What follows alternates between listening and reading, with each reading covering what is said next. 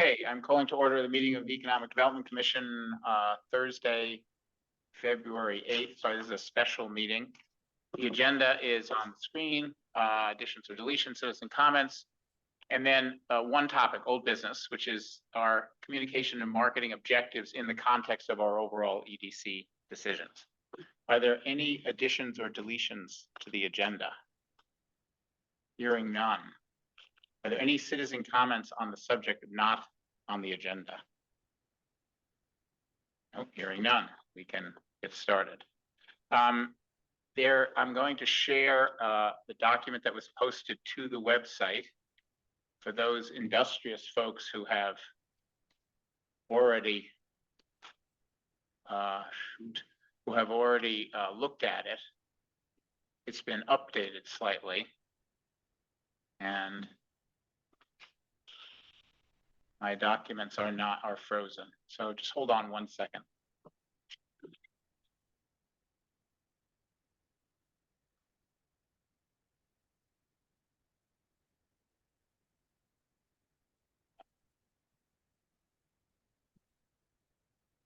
This is bad. Yeah.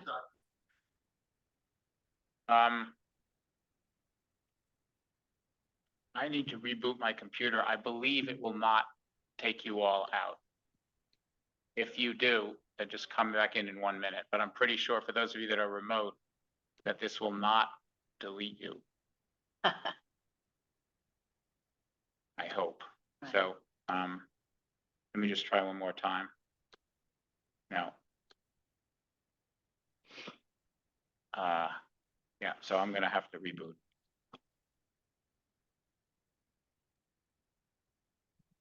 I think every committee should have an intern high school. Do we just talk among ourselves now? Great. You may. I will point out, however, that EDC meetings have continued uninterrupted in a power failure in this building. So I think Pretty proud of that. I am proud of that. John's multitasking has diminished with his cognitive decline, so we can say anything while he's rebooting his computer without consequence. I'm here. I can hear you. Oh. You don't stop, do you? Control Alt Delete. That was pretty funny. That's right. I'm here. No, just anyway. Sorry. Do you know that I sometimes call John or text him or both from the inn and talk about how I'm across the street? And that I'd really like to come over to his house and hang out with him. And he says no. No, he doesn't say anything. No, he doesn't. Great. He doesn't respond. No, he's never. He goes hashtag who dis. Yeah, can you push the thing down? Yeah. Sorry, lost contacts. Phone out of batteries. Bye-bye. Got it. You guys are my only friends, so bear with me. We appreciate it. Keep entertaining us. I'm happy. Sorry. Hi, everyone. We were all waiting for Michael. That's why we have Michael. All right. All right. Sorry, guys. Just getting in the door here from driving back from Burlington.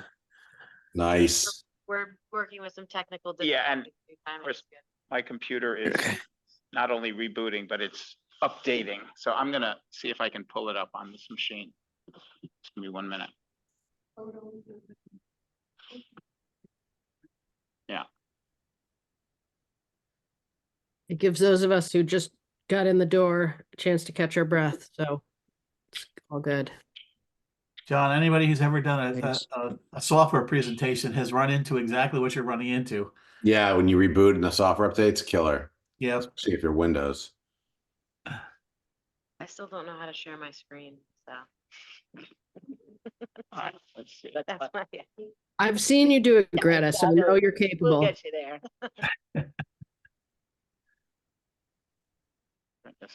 Patrick, how's life?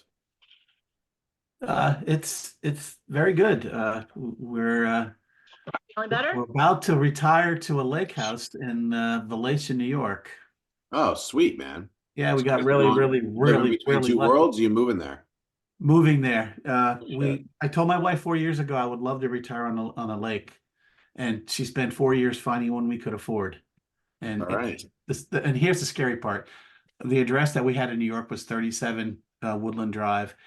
We're in 37 Gateway Court, and the new place is 37 Lakeview Drive.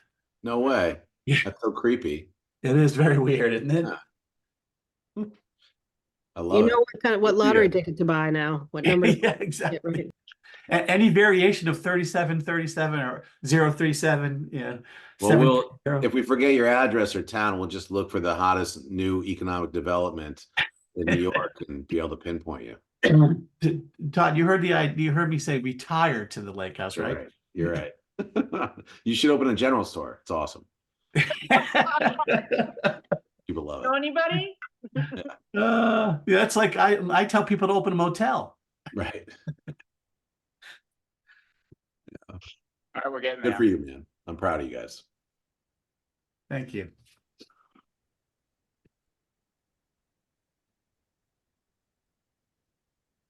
Proud man. Does Hi, anybody have John. There we go. Here we a go. charger? Charger? All right. Thank you, John. Great job, John. I appreciate your heartfelt support. We Okay, believe in you again. and Michael has joined us. Heard him anyway. See him now, but I'm sure. Yeah, Michael's here. OMG, yeah, okay, great. All right, so I just want to take a couple of minutes and sort of frame the discussion, and then we can get started with the discussion. At the last meeting, I think we generally agreed on a clearer way to articulate our objectives and our desired outcomes. This chart is slightly updated from last week. I'm just going to move it over a little bit. It's the three blue ovals are the same as they were last week. None of the points, I don't think, have been taken off. Oh, what's going on? The computer really doesn't want to communicate here. I've added some of the missing items. So for example, under develop our tourism economy, I've added more just obvious things like more employing housing, a rejuvenated downtown, more food options. Those weren't on, those are things that we've been pursuing and still remain outcomes that we would like to have to support our tourism economy. I did the same thing under developing our resident community economy. I added more food options, more employees housing, sufficient childcare capacity, and so forth. And we talked last time about the tools that we have to achieve those outcomes and objectives. We have a communications platform which can support all three of the objectives, a website which can actually support all three, I suppose, as well, community grants program, major grants program, new tools if we want to identify them. Importantly, we have under develop our resident community economy, we have our still to be launched, but getting there, special tourism initiatives, things like how can we improve parking, or do we need more restrooms during peak weekends, or how do we handle food? Basically, how do we handle peak volumes? And I think we've agreed on these as well. This can be a living chart, but when we go to the select board in March or April, when they ask us and all the other commissions to report on their objectives for the year and beyond, I think we can use at least the top half of this chart to explain what we're doing. And there was a general consensus that that was fine. Today, we're going to focus on one of the tools, the communications platform. I think this basic concept of thinking about each tool and deciding how it can be best used is a process that we'll go through in the coming months. But just from a timing point of view, given that the funding is running out at the end of February, we wanted to discuss the communications platform first.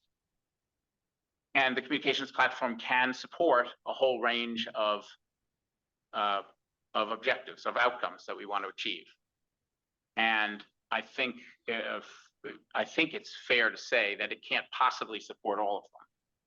How If many anyone wants meetings? to Should I call you back? Oh, sorry, Joe, if you can mute yourself. Yeah.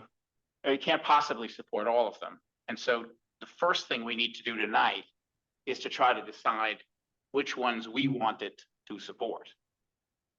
Once we've done that, we can ask class 4, and if we have any other folks, we do at least one, and maybe more if we solicit more.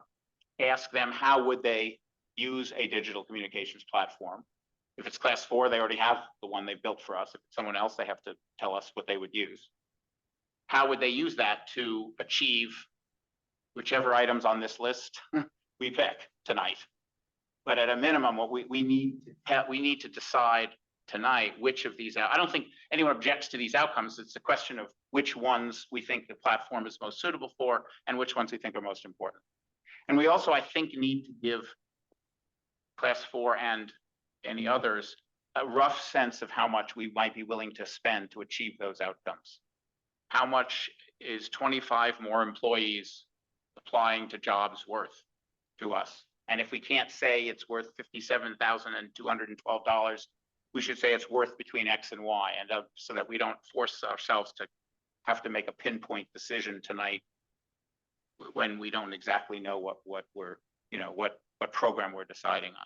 So that's what I think we need to do. And the last thing we need to do is, once we've done those two things, or we can get to that, I think it would be really helpful to anyone who's going to give us a proposal as to how they would do this, is to say, here are some questions we have for you, particularly with respect to class 4, because we know them.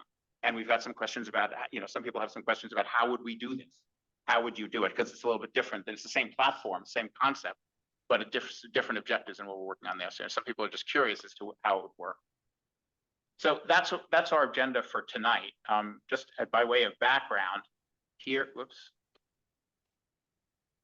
is what the platform does today.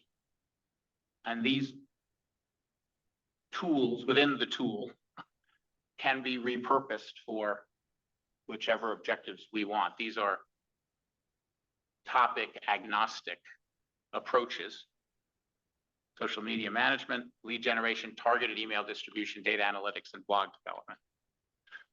Joe's reading. Sorry, Joe, just hold on. Let me just finish. Just one more page, and then Okay. I'll call on you. And then I know Jennifer Vincent, on behalf of the marketing committee, wants to make a comment. So as I said, our task today: identify the outcomes we'd like to achieve, define a rough budget, or if we have to arrange that we would consider. And if we get to it, I hope, articulate questions or concerns that we have about this, so that the folks can assuage them and give us confidence and so forth. All right, so that's our agenda for tonight. Joe? Well, I don't want to take up too much time unnecessarily. I missed the last meeting, but it's a little unclear to me. Communications platform, is that the same as marketing, or is that different? Or is that the same thing with a different name? The communications platform was previously used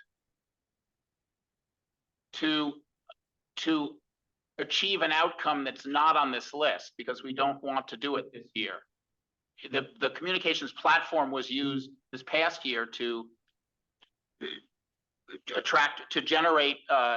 create a list of people, a large list of people who were interested in Woodstock, and to attract them to come to Woodstock, potentially at peak times, but throughout the year. So essentially, communication platform is the same as marketing, only on a different name. Is that it? Not if it's used for something that, when you say marketing, if you mean marketing to attract visitors to peak weekends, it's not the same unless we decide to use it that way. And that way isn't on the list. Okay. If by marketing you mean communicating to employees and marketing to them the opportunity to work in Woodstock, then it is then it is marketing. But the point is that the platform, it's like a newspaper. The newspaper can publish stories on politics, or it can publish stories on sports. The communications platform is like a newspaper. It's a tool to achieve some objective. And so what we're discussing tonight is, we have a tool. We have one that's been developed for us. There are other people who have different ways of doing digital communications, and we're trying to decide what to use it for. I don't think on the list of what to use it for is what we used it for last year. I think everyone agrees that we don't want to increase peak tourism volume, but there are many other things that we could use with this platform if we decide to. And that's what this list on the screen is. So objectives are different.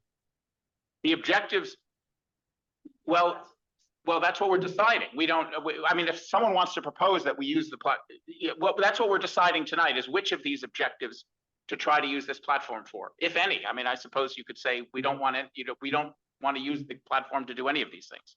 Well, again, I'll apologize, John, but what stuck out to me the last time we had this sort of discussion, I don't know, I know it wasn't last meeting because I wasn't there, may have been the meeting before. I think it may have been where we were talking about the statistic or the survey data that was achieved. And the thing that jumped out at me most dramatically was, and I think we talked about it a little bit, but maybe not enough, was the data revealing that we had more visitors, but less money was generated by their visit. And are we going to talk about that? Does that come into what we're going to discuss tonight? Is that not important enough? I'm fine with that, but it stuck out to me, and I'm wondering if we're going to get into that at all or what. Well, do you see anywhere on this list trying to attract those visitors during crowded times? Because I don't. Well, there's stuff like, more food options, more events. That certainly would fall in that category, I think. Well, if we had, fine, fair enough. We could, then I think the way to, so the answer, the answer would be, yes, it's central to the topic you just described is central to our discussion and tonight. And the way we're going to discuss it is to be in favor or opposed to the items on this list. So if you're opposed to more food options, then you should say, let's not use. I think to quantify that I think it's important that we speak about off peak, right? So maybe if the words off peak were in there, we might all be in more agreement, or Joe might be in more agreement. So I think a lot of us, I think we want to quantify that we're talking about off peak, right? Yeah, fine, fair enough. Yeah, some of these items don't, like growing the school population, doesn't relate to Exactly. peak or non-peak. Right. So just on the specific items that Joe's mentioning, I think yes, more food and more events off peak might help Joe digest the. Well, no, Todd, the reason I brought that up is John asked me if there was anything on the list that, and I just happened to those two things pop at me. There may be more. Yeah, I was wondering if it's off peak events, would you be into it? God, wait a minute, but my central point is we are Economic Development Commission, and to me that means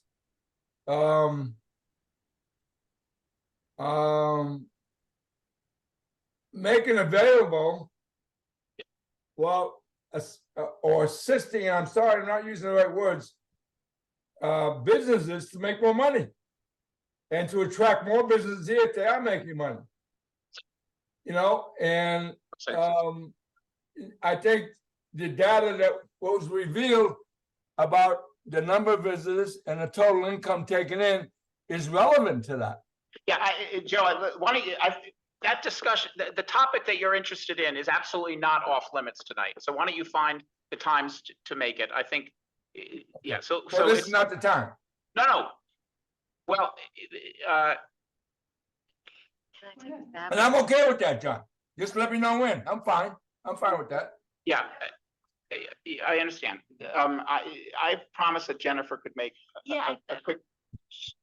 You guys figure out. Yeah. Oh, okay, I'm sorry, I misunderstood. All right, so let's continue the discussion then. Yeah. Greta, I'm going to call on EDC folks first, and then Greta, and then if there's no one else, then Susan. Go ahead, Greta. Well, I just wanted to take a stab at responding to Joe, just to hopefully maybe help clarify things for him. But, when your initial question was, is this the same as marketing? And basically calling it the communications platform is kind of the art is formerly known as marketing. And where our objectives are really changing, but it's still like we have the same working group and we still are, working with the same agency currently. And it's kind of the same, functions, if you will, but we're using, our objectives are changing, which is why we're shifting to calling it communications.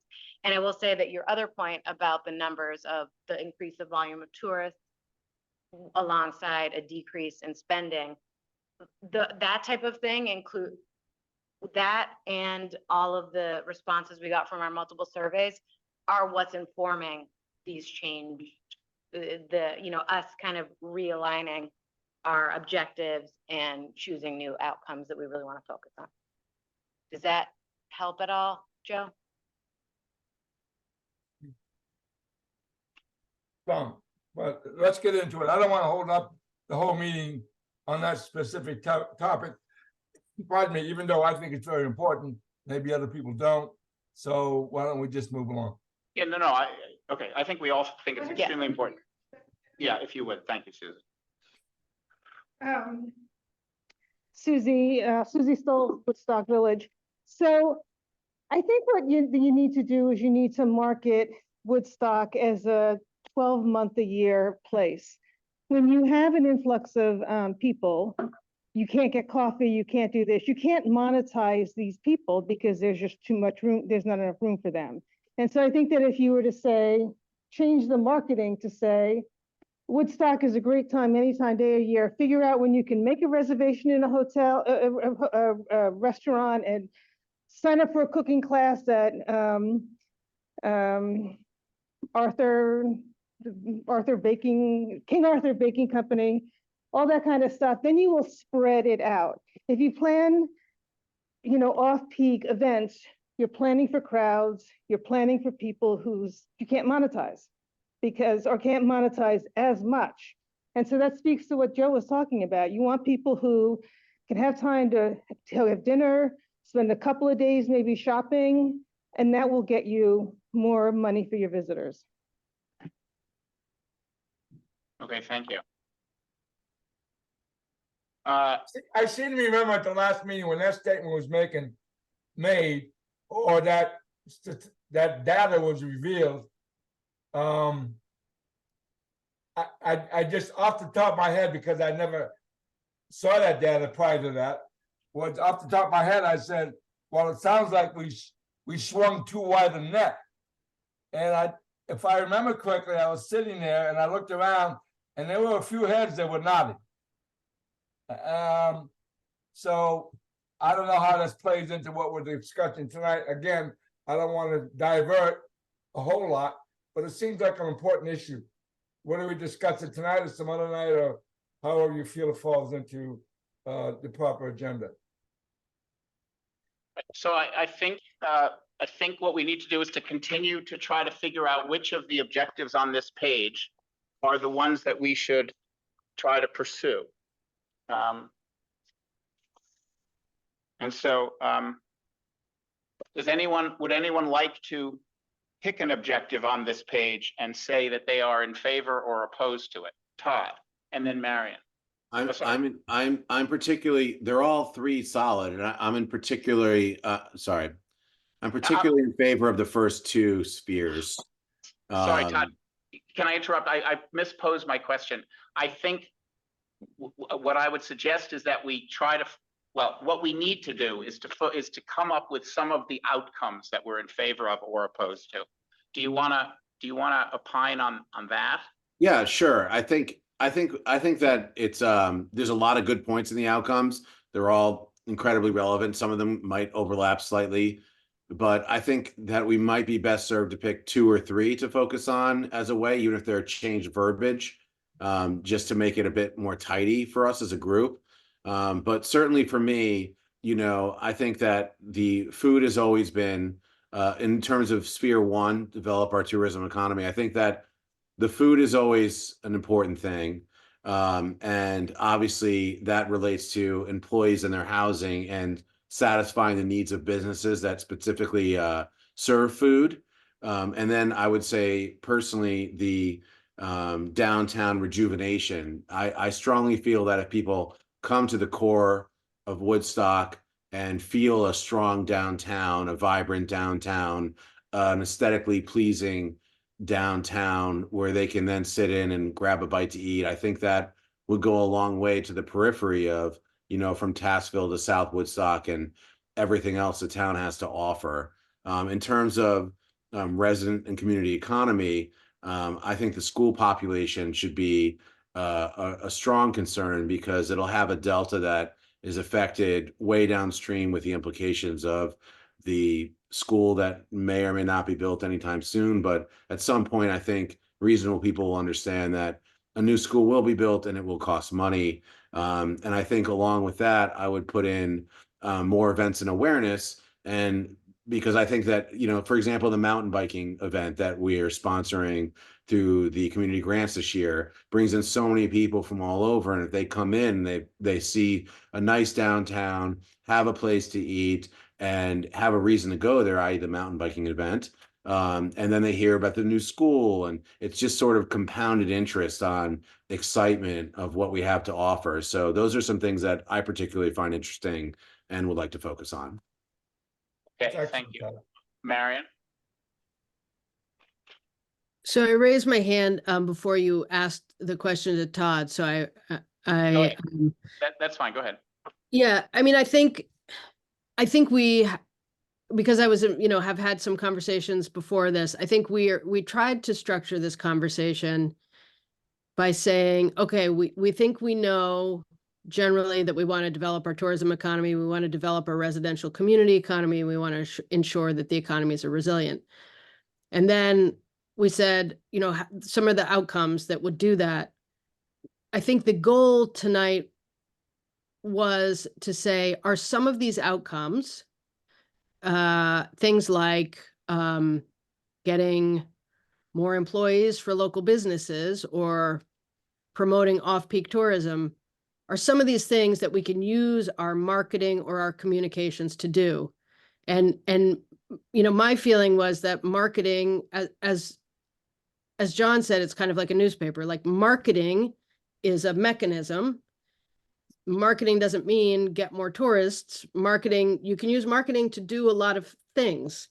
And so the questions are, what things do we want to use our marketing to do, or our communications to do? And so I think that was the goal. But I mean, I don't know if we're ready to have that conversation, because there's a lot of, it seems like there's a lot of other unsettled questions, like, is it better to spend money by using a communications platform to try to attract more employees for the businesses, which, to Joe's point, we want to help businesses make money. And it seems like one of the issues preventing businesses from making money is getting enough employees. So would it be helpful to use the communications to help the businesses try to attract more employees? Is that feasible? I think that's where we were hoping to go with the conversation tonight. But, I think there's other, we're having a hard time, because I feel like we have some bigger questions. Like, is it more effective to spend money on food trucks so that the visitors we have are happy and they spread a positive message, which is something Joe, again, has talked about a lot, is happy visitors are good marketing. So I guess I think we were trying to restrict this conversation to talk about which of these outcomes would be an appropriate thing to ask the marketing or communications platform to do. But it sounds like maybe we're not ready to have that conversation. Can I make a suggestion that we declare failure at the next meeting, not this one?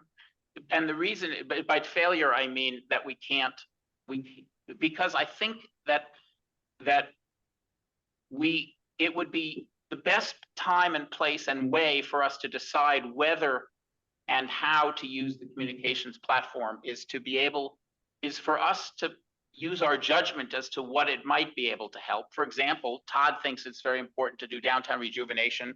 I'm not sure. I think he was answering a question, what's important, not what would the platform be well suited to do. But I think that if we were to get feedback from people who do communications and marketing, they'll tell us, you asked us to do 3 things. One of them was to paint the facades of buildings. I'm exaggerating. We can't do that, but these other 2 things, attracting employees and getting school-age kids, we can do.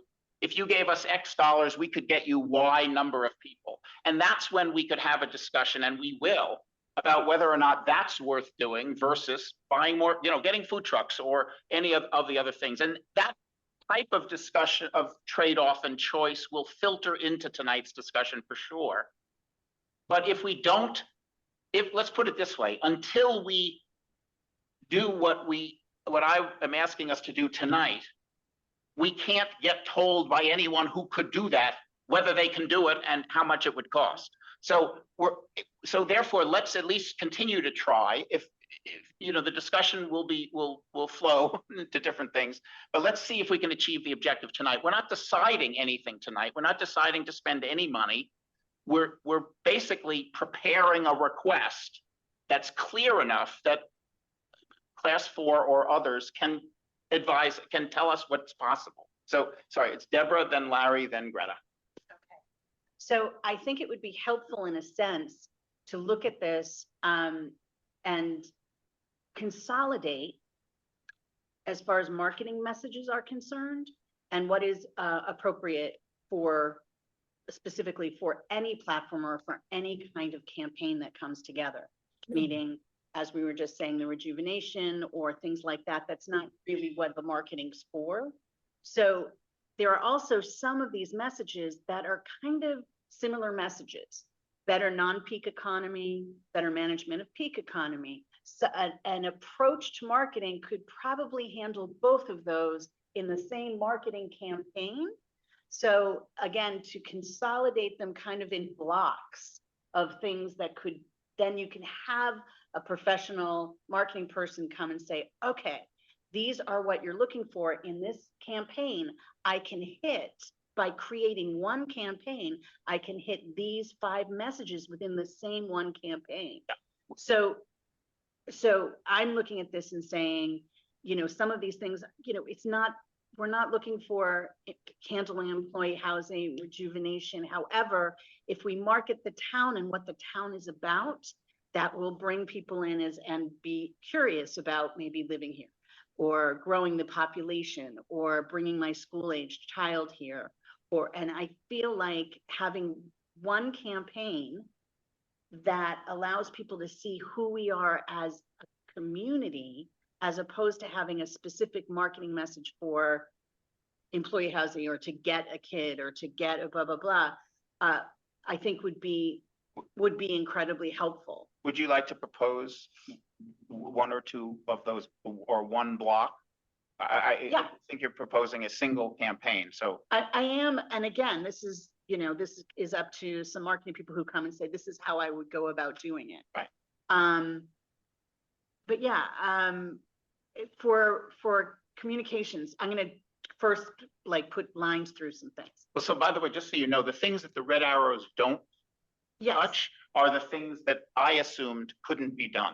So wouldn't be considered tonight. So for example, rejuvenated downtown or more employee housing, I don't think we're going to use a digital communications platform to build ADUs. Right. So the idea was that the red arrows are the things that could possibly be done, at least. Right. So at least we can, unless you disagree, not focus on the non-red arrows. I mean, I think that an approach would be to, you know, document what goes on in the town and promote who we are as a town. That will also help for better, well-behaved visitors because they understand who we are as a community. That will also help people wanting to come here. So it's not about our businesses per se, but it is about our business owners. So a campaign, let's use the platform to promote who we are as a town. If I could use the short phrase. Sure. Okay, all right, let's keep going. Larry and then Greta. Yeah, I get a little confused with all this, what you're trying to do here, but I guess the thing I would respond to Deb is we got a clear message from a significant part of the community that we did not want more people, more visitors in town during peak periods of time. And that also that we don't have the infrastructure to accommodate any more people or many people during the peak periods of time. And the kind of thing that Deb's talking about is not going to be fine-tuned to people coming during non-peak economy. It's going to encourage people to come here. I don't think it's responsive to the results of that, the survey that we had, and people who just come into town during peak periods and can't move. And I think that if we're going to use this platform, we need to fine tune it quite a bit more than generally saying what everybody in the world who ever looks at anything knows, which is that Woodstock is a beautiful town and it's got wonderful places to shop and it's got skiing and it's got, this, that, and the other thing. We all know that there isn't a person who has been looking around to find a place to go to visit that doesn't know about Woodstock. It has nothing to do, in my mind anyway, with any of these platforms. I think, Patrick. Larry, can I respond to you really Not quickly? yet. Okay. Now when Patrick was talking about closing Cloudland Road and that we weren't going to have Cloudland Road on our website, he said the cow's out of the barn, and that by that he was referring to the fact that there's so much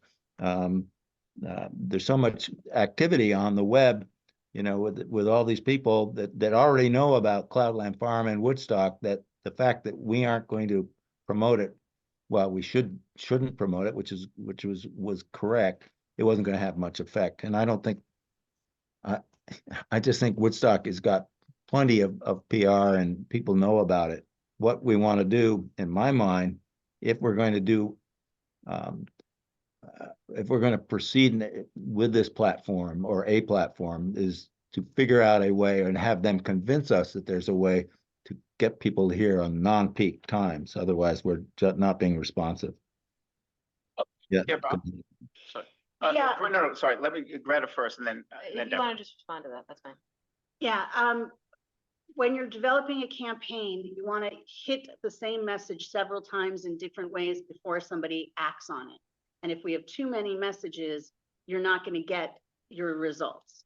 So that's part of the reason to kind of consolidate and try to figure out how you can have several messages, maybe, or hit several outcomes in one message.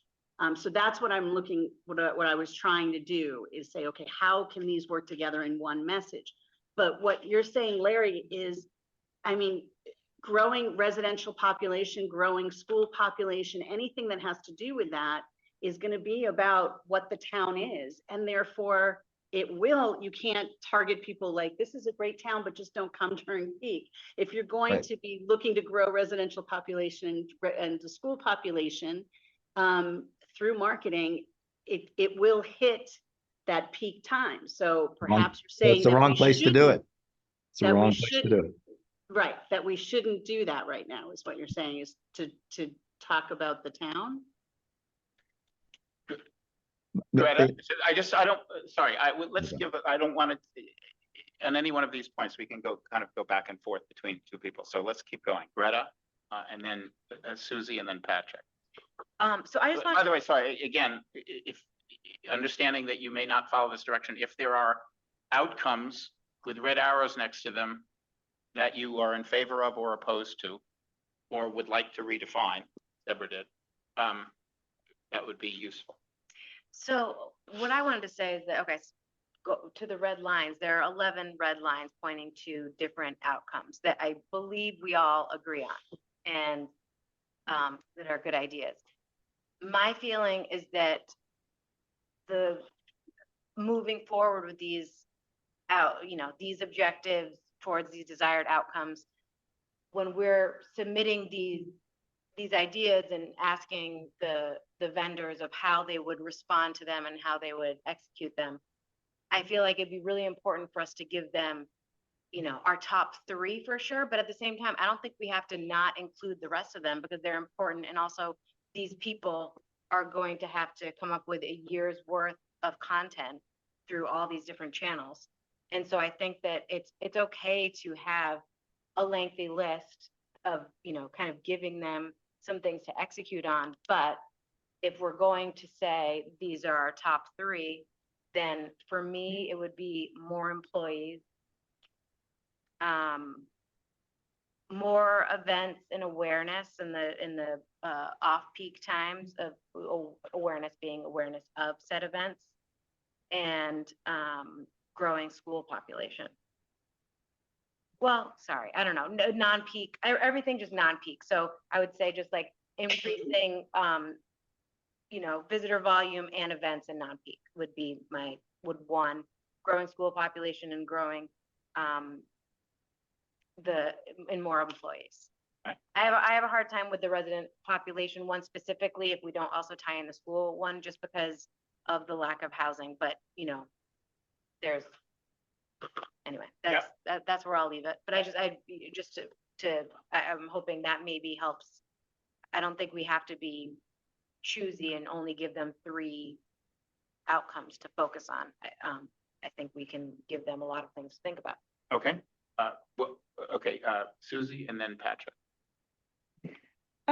So Susie, I think that the top priority should be, given that we have infrastructure problems, we've got a school problem, and we know that school population and residents will address those problems. Having more residents will lower all of our taxes, and having a higher school population, I think that the community will want to see the EDC focus on those 2 top priorities.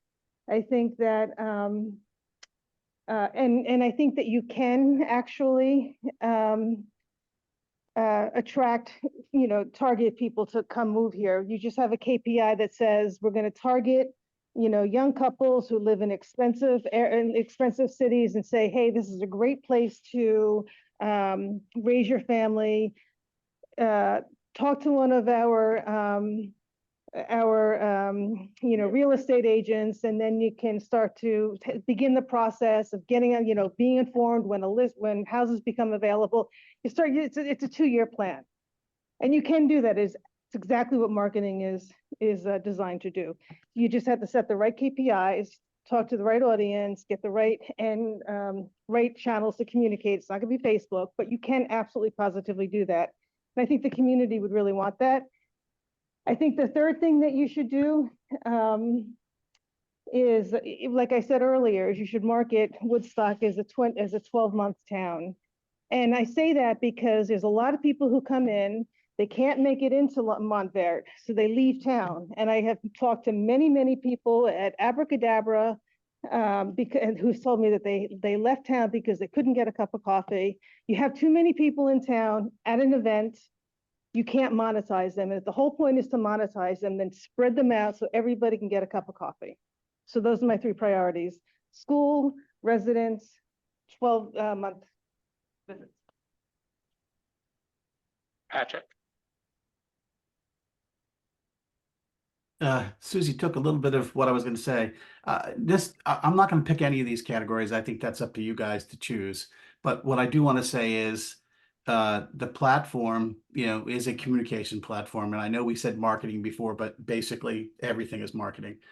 And it can do any of these. It's a matter of choosing the right audience, as Susie had said, with the right objectives and the right campaign. So whatever any of these things that the arrows are pointing to can be done. What needs to happen is you guys need to select the ones that you think are your key priorities, and then it can go back to the people to put their program together and say, okay, here's how we would do it. And the platform is the perfect tool because it reaches out, it captures people, it qualifies these people, and then it continues to communicate to these people. And that's really what we built. And whether it's to drive traffic to Woodstock, or drive traffic at off-peak times, or drive people to live here, or drive people to work here, the platform does that. It's no different a person coming here as a tourist or a person coming here to move. The messaging changes and some of the story changes, but the tool works the same across all of those. So just keep that in mind, and then choose the things that you think are your most, your biggest priorities, and then allow the class 4 and the other people to tell you how they'll do it. and a budget. You need to give them a number because they can't tell you what they can do unless they know how much money they can spend. So that to me is what you guys need to think about tonight, is decide what these things are, like John said, and then you can, send that information off and have the people give you a strong quote. Roger and then Larry. And then Jeff. Okay, sorry, I didn't see that. So I'm going to disagree with Susie, which we're allowed to do. I think things like growing the resident population and more employees are great goals for the EDC. I don't think they're good goals for marketing. I don't think they're best suited to doing that. If you want to spend money on bringing in more people that have school-age children as a specific goal, rather than putting money into an indirect place, give people $20,000 to move here with kids, with a flip tax on that. There's much that marketing is a nebulous instrument for solving a structural economic problem. Housing is a structural economic problem that, to some extent, might be addressed by things like your housing work group. They're, to the extent that's possible with the resources available, addressing those structural economic problems that lead to less housing. I don't think marketing is the right way to do that, or increasing the number of employees for businesses is also a great goal, but that's a structural economic problem. The problem with employees working in businesses is not because they didn't know there were jobs. The problem is because there's a mismatch between the amount businesses can pay and the amount the employees can get a place to live within a reasonable distance. So addressing structural economic problems using a marketing tool, it doesn't diminish the goals at all. They're great goals.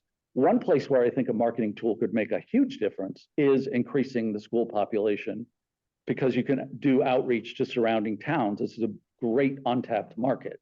That's a place where whatever tool you choose can have a potentially very strong and extremely measurable effect. It's got to be followed up with a sales cycle by the school, but I'm sure by the school district, but I'm sure they will be more than happy to put that into place if you start feeding them leads.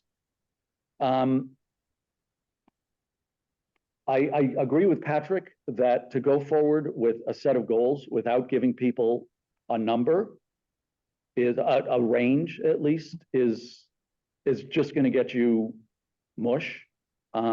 People don't know how much. If you're saying we don't know how much we're spending between 20,000 and 100,000, you're going to get the mushy middle on that. So I mean, as you all know, I have advocated that you cap marketing spending at 50K a year, because you have lots and lots and lots of other initiatives, some of which are on here and are potentially respondent to things that you can do with your money. Thanks. All right, thank you. Larry, you took your hand down? I did, because Roger said much more eloquently than I could what I had in my mind. All right, so Jeff and then Michael Green.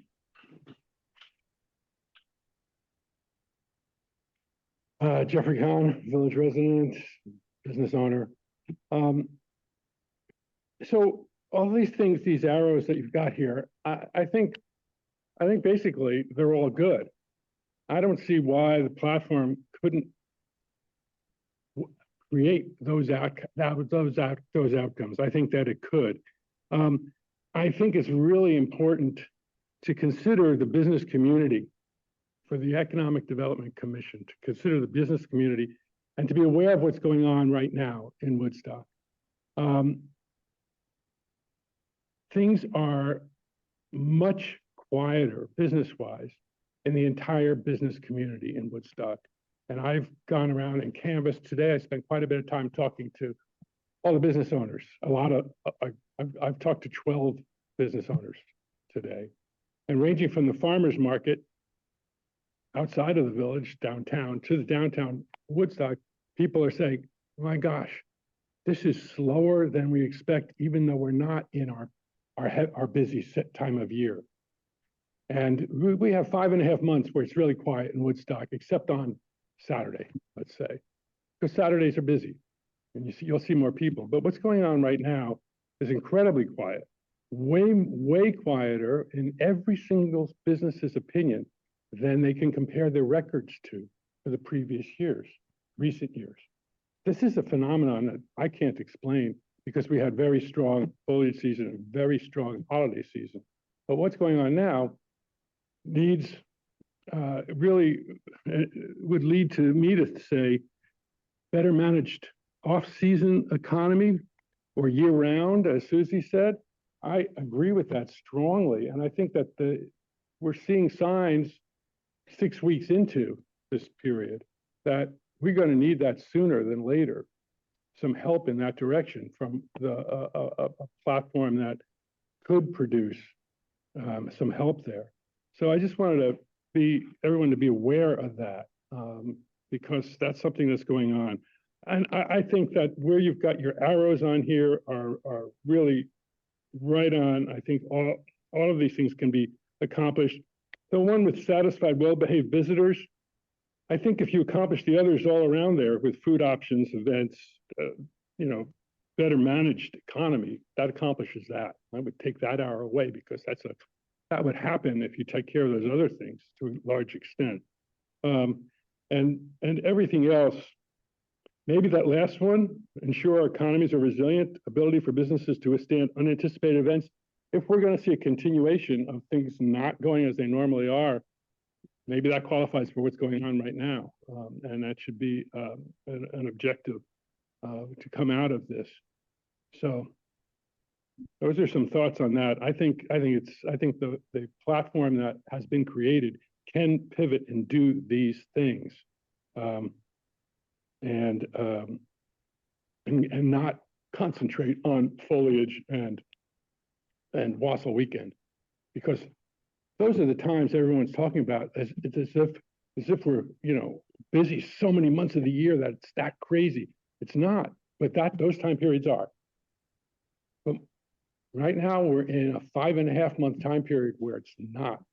And so if May, let's say if May and June could be assisted, that would help the businesses and the economic development. You don't need to have an hour of vibrant merchants. You just bet where your arrows are correct. Better management of non-peak economy will create vibrant merchants, as well as better management of when we're really busy naturally. So those are my thoughts. Okay. Thank you. Thank you. Michael, and then Marion. Yeah, so maybe I might be a little bit of an outside perspective on this. I'm really concerned with any kind of communication strategy in that we would be stretching it quite far, especially when I really struggle to see any correlation between the money spent previously on a platform and in this strategy and the end results.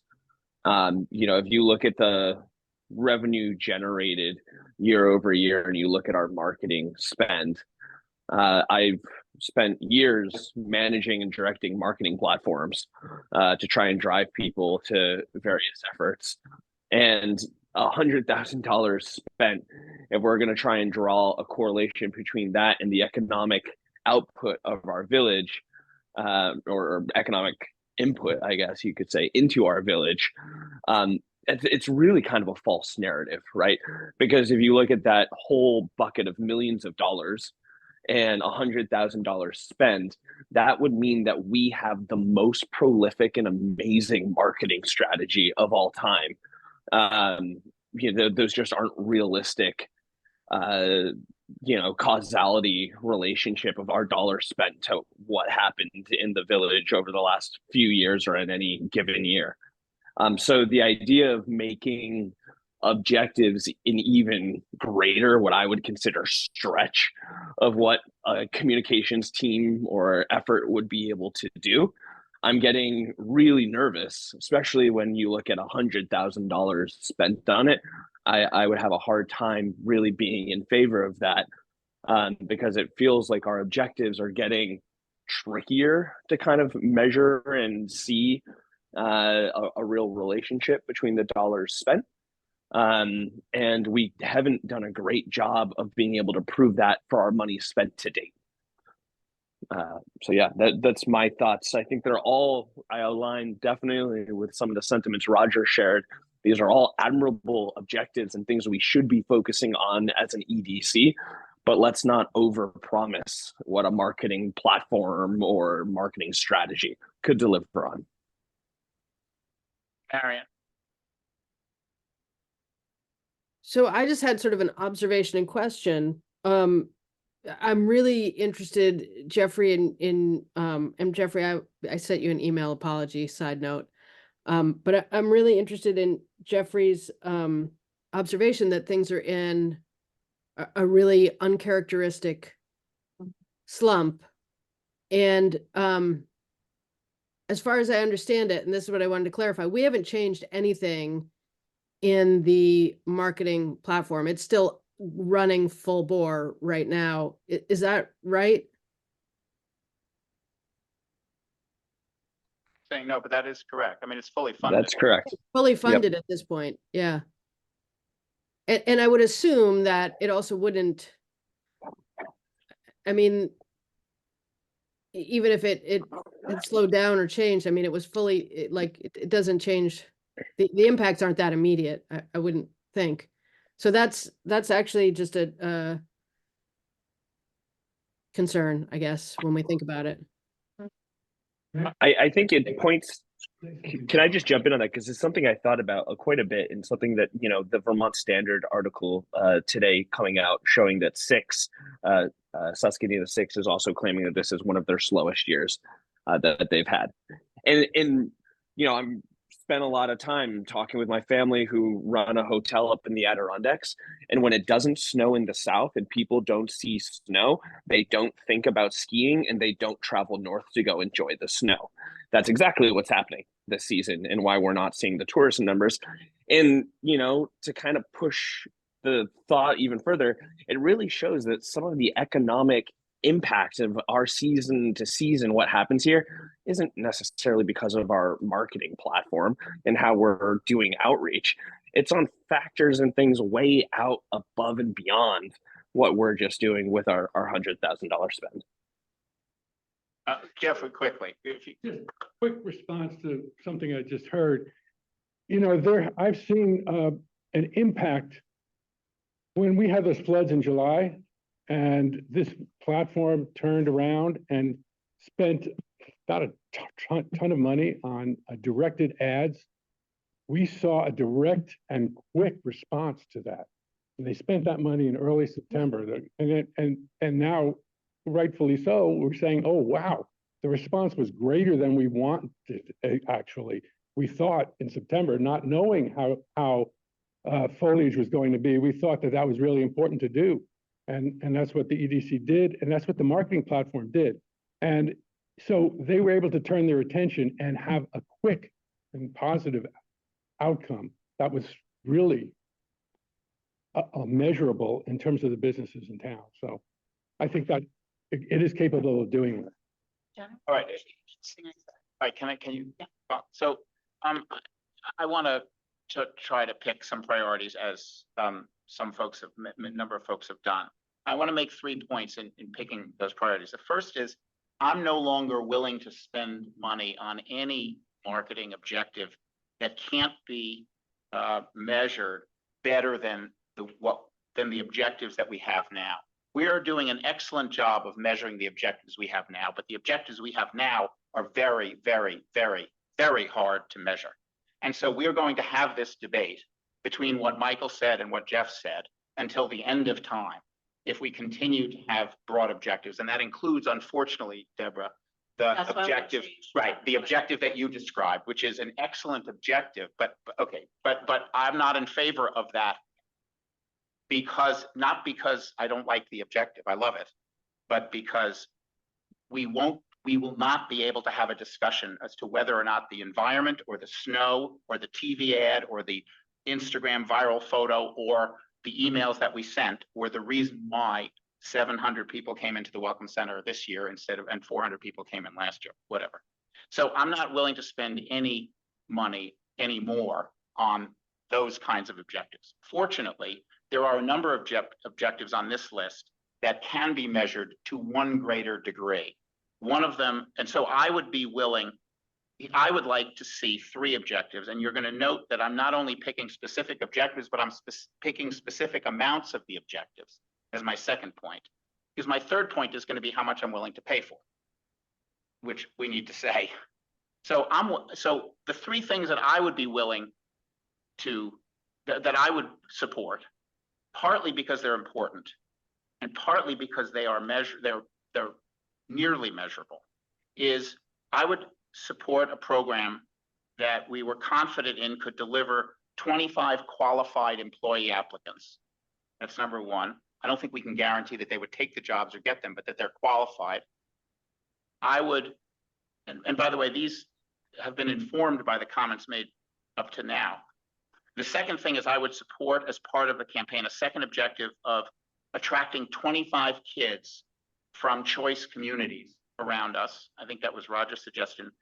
That's a very tangible marketing program. It's very easy to see how we could use a communication platform to attract those kids without risking Larry's concern that we're going to send an email to someone in Sharon saying, by the way, we're sending a bus and we have the 3rd best high school in the state.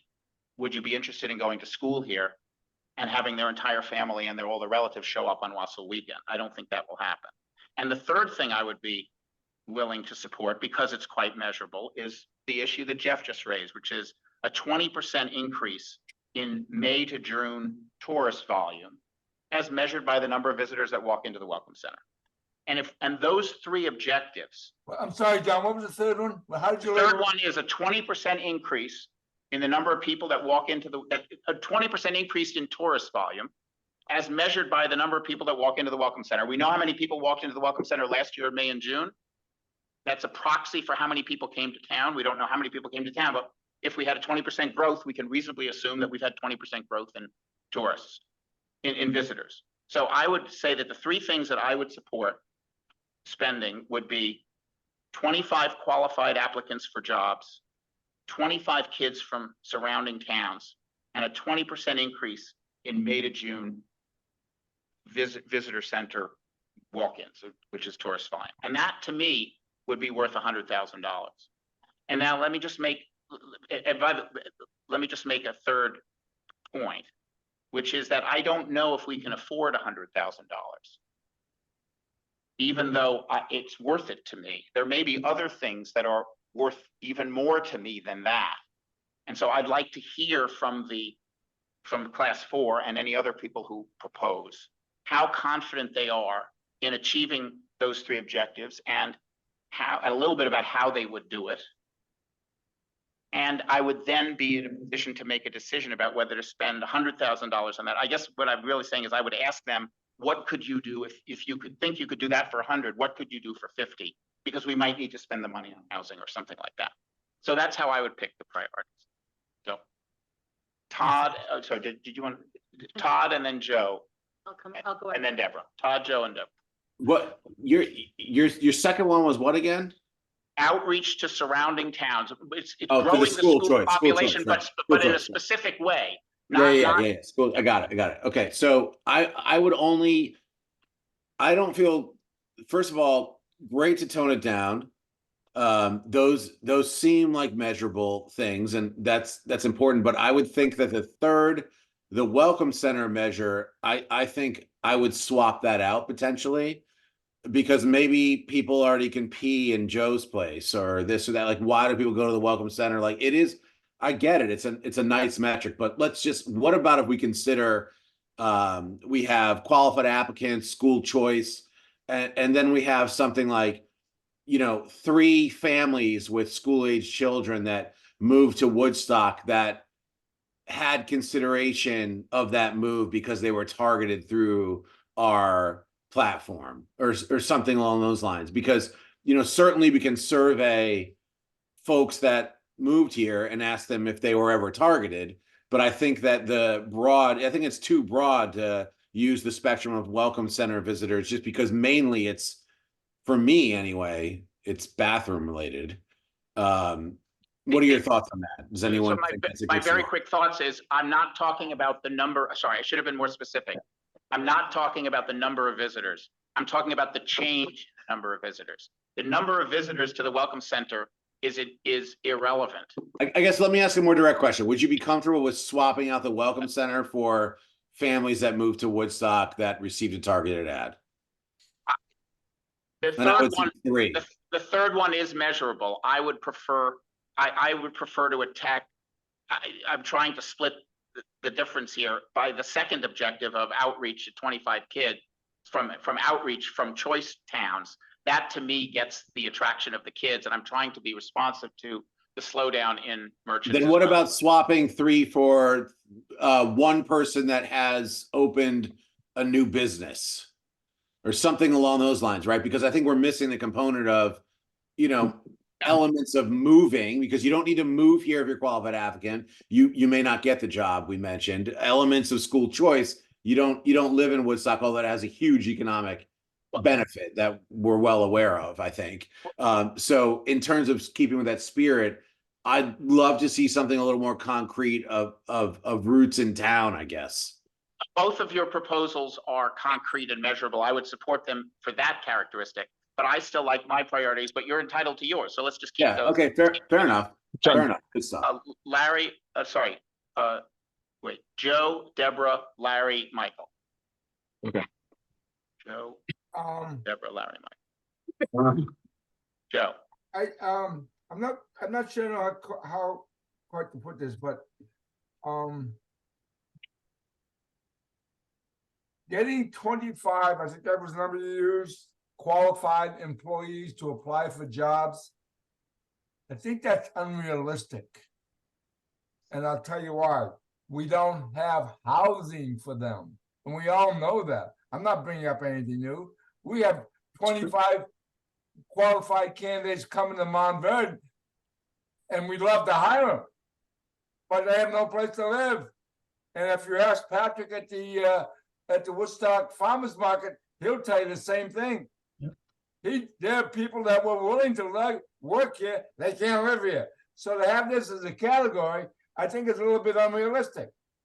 Secondly, kids, okay, that's a good metric. People going into the chamber, I'm wondering if we're falling into the trap that we just had, and I articulated earlier in this meeting.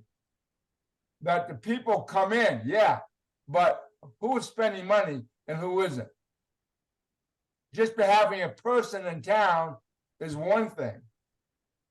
But is it somebody who is going to stay for a couple of days, go to more than one restaurant? I mean, so just having a number of people who walk in to the into the chamber, what does that tell you? Yeah, we've got a lot of people, but are the business making any money from these guys? Yeah, I'm not sure. Joe, let me On those two subjects, I have a little bit of a problem. Okay, let me just respond as an easy response on one of them. I would substitute on the May to June, I would substitute tax receipts from all businesses in Woodstock, which is data that's available. So that gets around that problem. So it's a very good suggestion. I'm sorry, can you repeat that? What did you say? A 20% increase in tax receipts of the 200 local businesses who pay sales tax to the state. Okay. That data, I believe, is available. So that overcomes your objective on the second one. It's a very good point. Yeah. See, this is the benefit that John has of not having to raise his hand, is he gets to take the ideas of the people who raised their hand and waited in order to say things. He also does the spreadsheet. Yeah. Good point, Michael. I'm happy if you want to take over my responsibilities, but you got to take over all of them. Nah, I'll go back on mute. Deborah, Larry, Michael, and Marion. Yeah. Yeah, I as the Economic Development Commission, we are in a moment where infrastructure just feels like our top priorities. So any money that's spent here, we need to, like you say, directly be able to measure. And that's why I was trying to say all of these others like overlap each other. I feel like the response, and I've talked to people as well who are really scared about losing their business right now. You know, there's a couple of them that I know of personally. This, in a sense, is responding to ensure a resilient economy. Like the minute we put out, you know, Vermont's open and all of those, it like had an immediate effect. So I would like to actually see it only be two things, which is that right now we really should be focused on managing the non-peak seasons and trying to create a 12-month economy here, and know that the other months are taking care of themselves, and really be all about the receipts and really be all about measuring how much money is being spent in the town in off-peak hours, off-peak moments. The one other thing that I would say that this platform also is really good, really does really well, which I've talked to a couple of people about, is also managing the behavior of people in town by having a better system to let people know all the things that are going on. So there are places for people to communicate better with the guests that come in, not just about events, but where to go. Where's the bathroom? They never know where the bathroom is. You know, like just some basic things that we need to do, you know, to communicate. This is where you go. This is what's to do. So we can spread the people that come to town out a little bit more. That feels like just really solid things that we can track, and not necessarily the whole 100,000. Okay, all right. By the way, I get the economy of bringing new students in. I think that's hard to measure necessarily. Larry, Michael, Marion. Measure the results of the direct result. So Larry, Michael, Marion, Susie. Yeah, you can hear me. Yeah, I'm kind of responding backwards. You're talking about $100,000. You want to get 25 kids from the choice communities. You're going to use $100,000 platform to go to Heartland, Shelburne, Killington, whatever, where all the choice communities around. We have access to that. We don't need a $100,000 platform to do that. And as I think I mentioned to you, I did a little quick math. You could give 20 school choice kids $5,000 each to send their kids to Woodstock at $23,000 per child over an average of 4 years. The school would get a benefit of $1,840,000.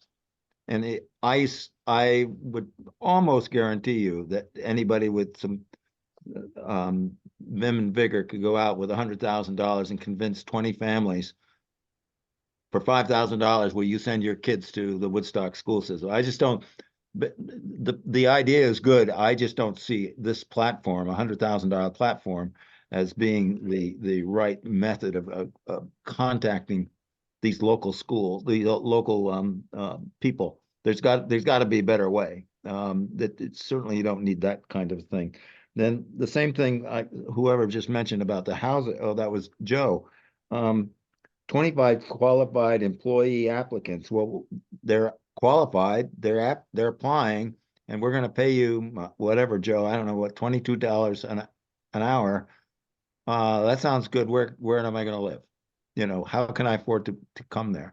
I mean, it begs that whole question. You can easily get 25 qualified applicants, and they're going to apply, and then they're going to turn around and leave. We need to put that money towards housing. We need to focus on the actual problem. I don't have a problem with your third alternative, but the first two, I just don't see this platform as being at all the right thing for that. Thank you. Michael, Marion, Susie. I thought Marion was before me. Oh, no.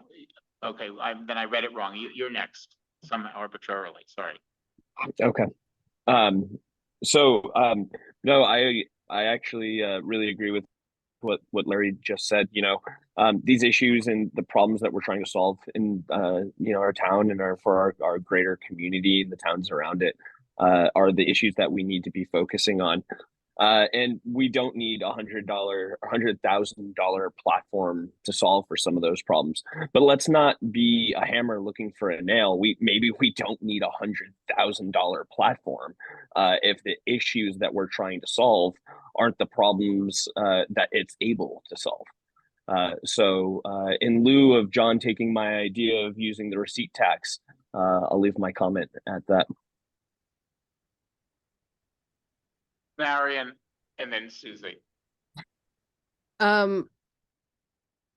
Okay, I wanted to talk about this choice town thing. I mean, I lived in 30 years in a choice town, and when I lived there, I chose to send my kids to Woodstock. And I don't think, I think an extra school bus, the school bus that like allowed for them to do, a late bus would be way more convincing than an email campaign. And in fact, you would have to, in order to get me into that email campaign, when I lived in Pittsfield, Vermont, you would have had to, one of the things that happens with a targeted campaign platform in a very small audience is it's really hard to target. And you can't even target like residents of Pittsfield, Vermont, because the audience is too small. And most of the social media platforms won't even allow you to target an audience that small. And I know that because I tried to do it. So just because of the privacy issues, it's once the audience is so small, it's like you're actually saying like, I'm going to target Todd, and Facebook won't let you do that. So yeah, so school choice, I think there's probably better ways to get, at least from my personal experience, to get people to come here than using this platform for that goal, from choice towns. And then the other thing I would say is, I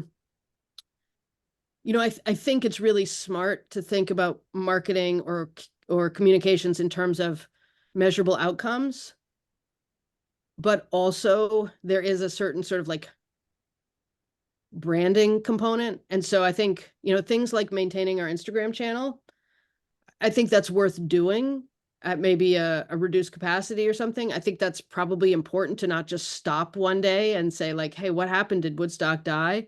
But it may not achieve any of these outcomes, but it probably needs to be included in a plan. So I don't know. I mean, I was all on board with this structure. I feel really terrible because I'm sort of undermining a very carefully thought out plan to figure out what we're doing. And we're still in a place of just uncertainty. And I think it's because, as somebody pointed out, maybe we're just trying to solve the problem of like trying to think of something for a marketing platform to do when we're not really sure that that's what we want to do. I don't know.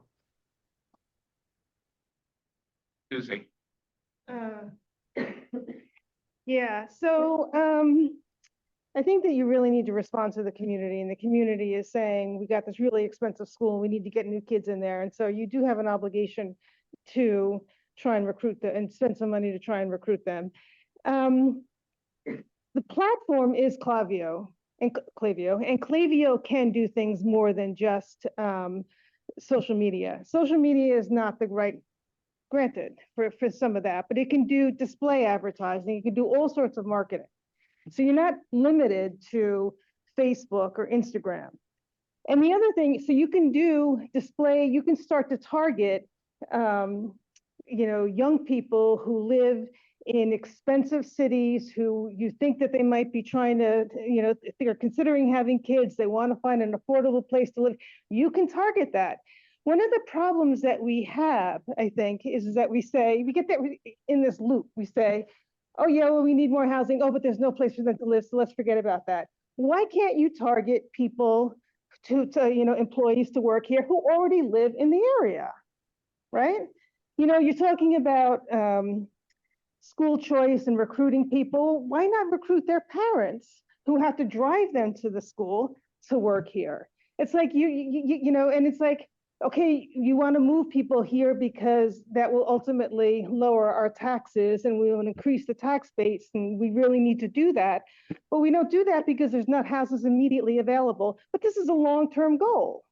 You can target people to say, consider moving here within the next 4 years when you're planning to have a family. And that's perfectly doable. You can target those, and you can do it with the platform. You don't do it with Facebook, you don't do it with email, but you do it with like all this other kind of targeting that goes on, display, video, even podcast. You can, the agency can do all of that, and it's just like you're thinking too small. You're allowing yourself to get bumped up by these cement walls that aren't necessary. You know what I mean? It's like, what, you can't target employees because they don't have a place to live. People all around us live here, right? They live in other towns. Target them. Ask them if they want to come live here. Same thing with, building a list of people who might want to start their family here. That's doable. All right, thank you.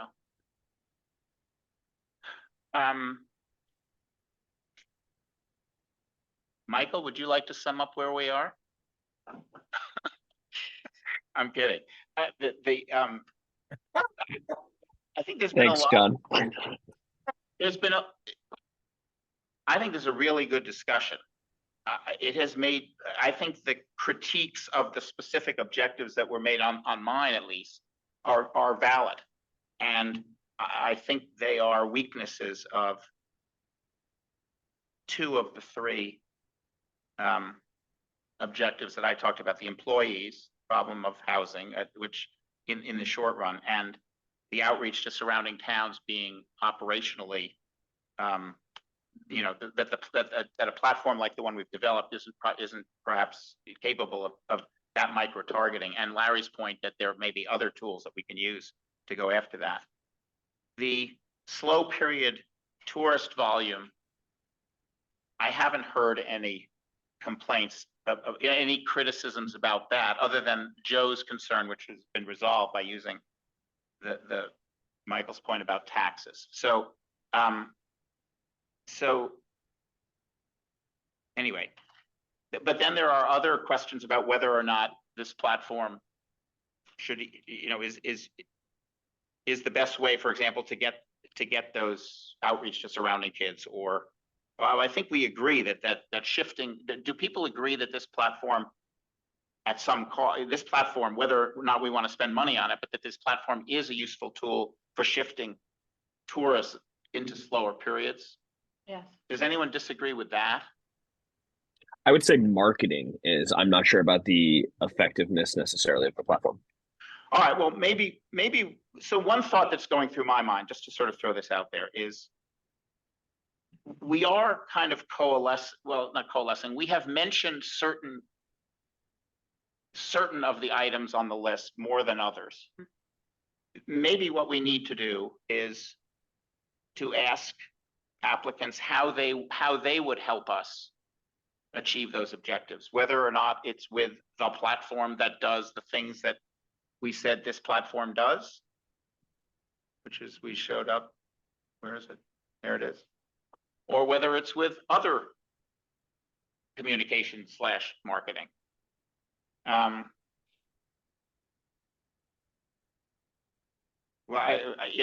I'm also a little bit of a loss, because Marion's point, I thought, which is, even though we can't measure it, we probably should keep doing some basic things like Instagram, which, well, so anyway, so I'm not exactly sure where to go ahead. Roger, if you have the answer, and then Jennifer. I just want to say that I agree. I think this has been a very thoughtful and creative conversation. So I applaud you for that. I also, and this is probably the first time I've ever said this, I'm responding to what Jeffrey is saying about a slowdown. And, I think we need to look at the data to establish that. I think you do need to be responsive to that, because that is part of our economic engine. I also agree with Marion that we need to be doing brand marketing.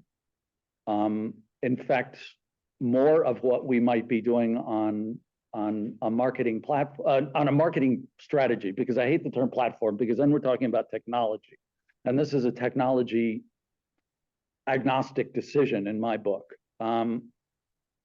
So we need to look at what we can do with whatever marketing strategy you come up with and whatever goals you come up with, and whether those are best achieved by a marketing communications program or might be better achieved in some cases by funding a part-time recruiting position for parents in surrounding towns. I mean, there's lots of things you could do to move that dial.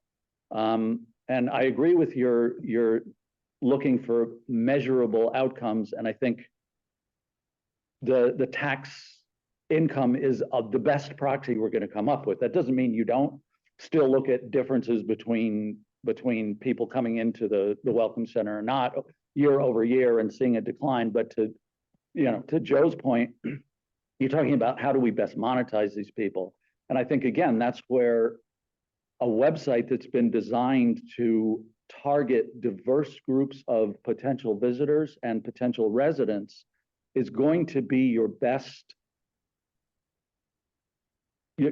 avenue for doing that kind of brand marketing, and then targeted to mountain bikers or whomever else you want to get, who can, again, spread out tourism over 12 months and spread out tourism over the region.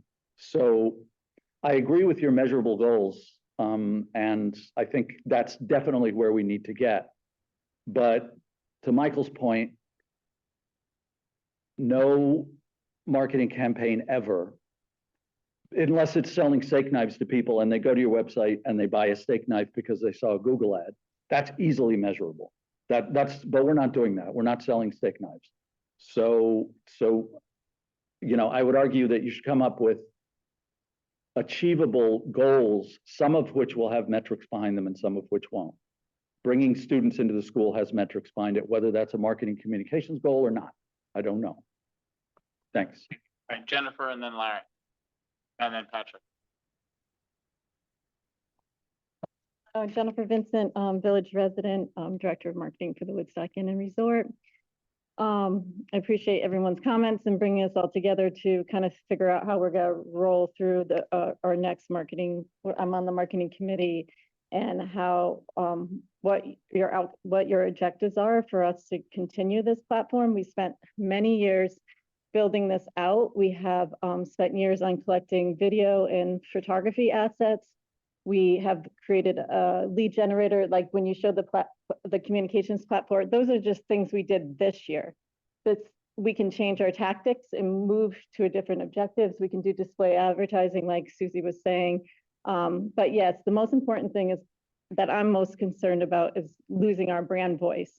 We spent years building it with our imagery and all of our marketing messages, from social platforms and email campaigns and evergreen blogs that help find us organically through SEO and Google.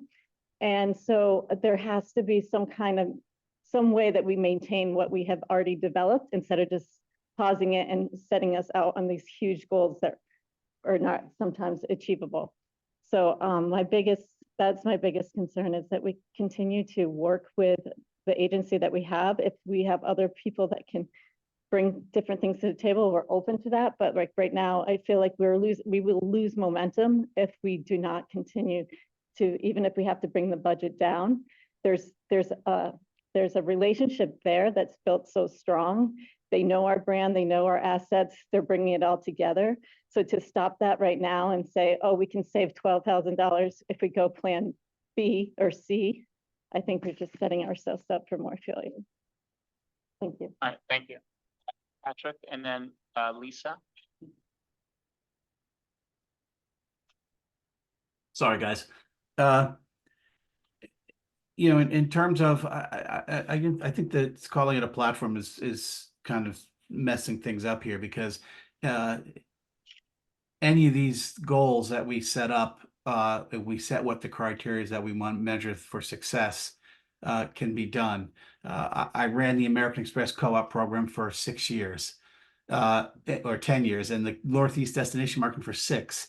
And particularly the Northeast destination marketing, we set goals of what we needed to achieve, and all of the things that we've done in the marketing over the last couple of years is very similar to what we did there. And there are ways to measure, and I think the goal here would be to pick your priorities, set a budget, and let the agencies come with proposals so that they can tell you and say, one of the key things is we need to be able to measure it, and these are some of the ways we might want to measure it.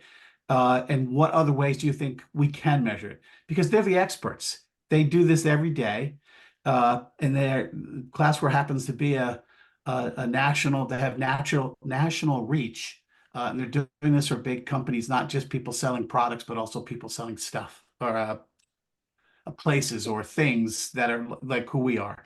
So I think it's decide what your things are. You know, I think John said it at the beginning. Pick what your priorities are, pick how you want them, what you think the measurement components are, and let the people propose the way to do it. And then you can make, to me, an informed decision. You're trying to solve problems right now, but you gotta see what some of the experts say that and how you can do it. So that would be my comment for tonight. All right, thank you, Patrick. Lisa? Hi, I think can you hear me? Yep. Okay, I think it still goes back to a better managed peak economy. Our reputation lives on our peak economy. How well we do with bathrooms and restaurants, store hours, openings, that's everywhere. And so if we go back to that, that's really the core of what we do. And better non-peak economy as well. If we don't continue to look at that as an objective, we're missing the point. I mean, I work at Danforth Pewter, and there are two questions: where can I eat, and where can I go to the bathroom?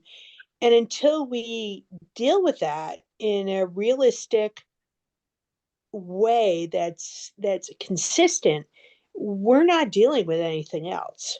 So that's my opinion, is unless we can answer those two questions on a regular basis, in a regular way and consistent way, we're not dealing with the issue that we have in the village. That's it.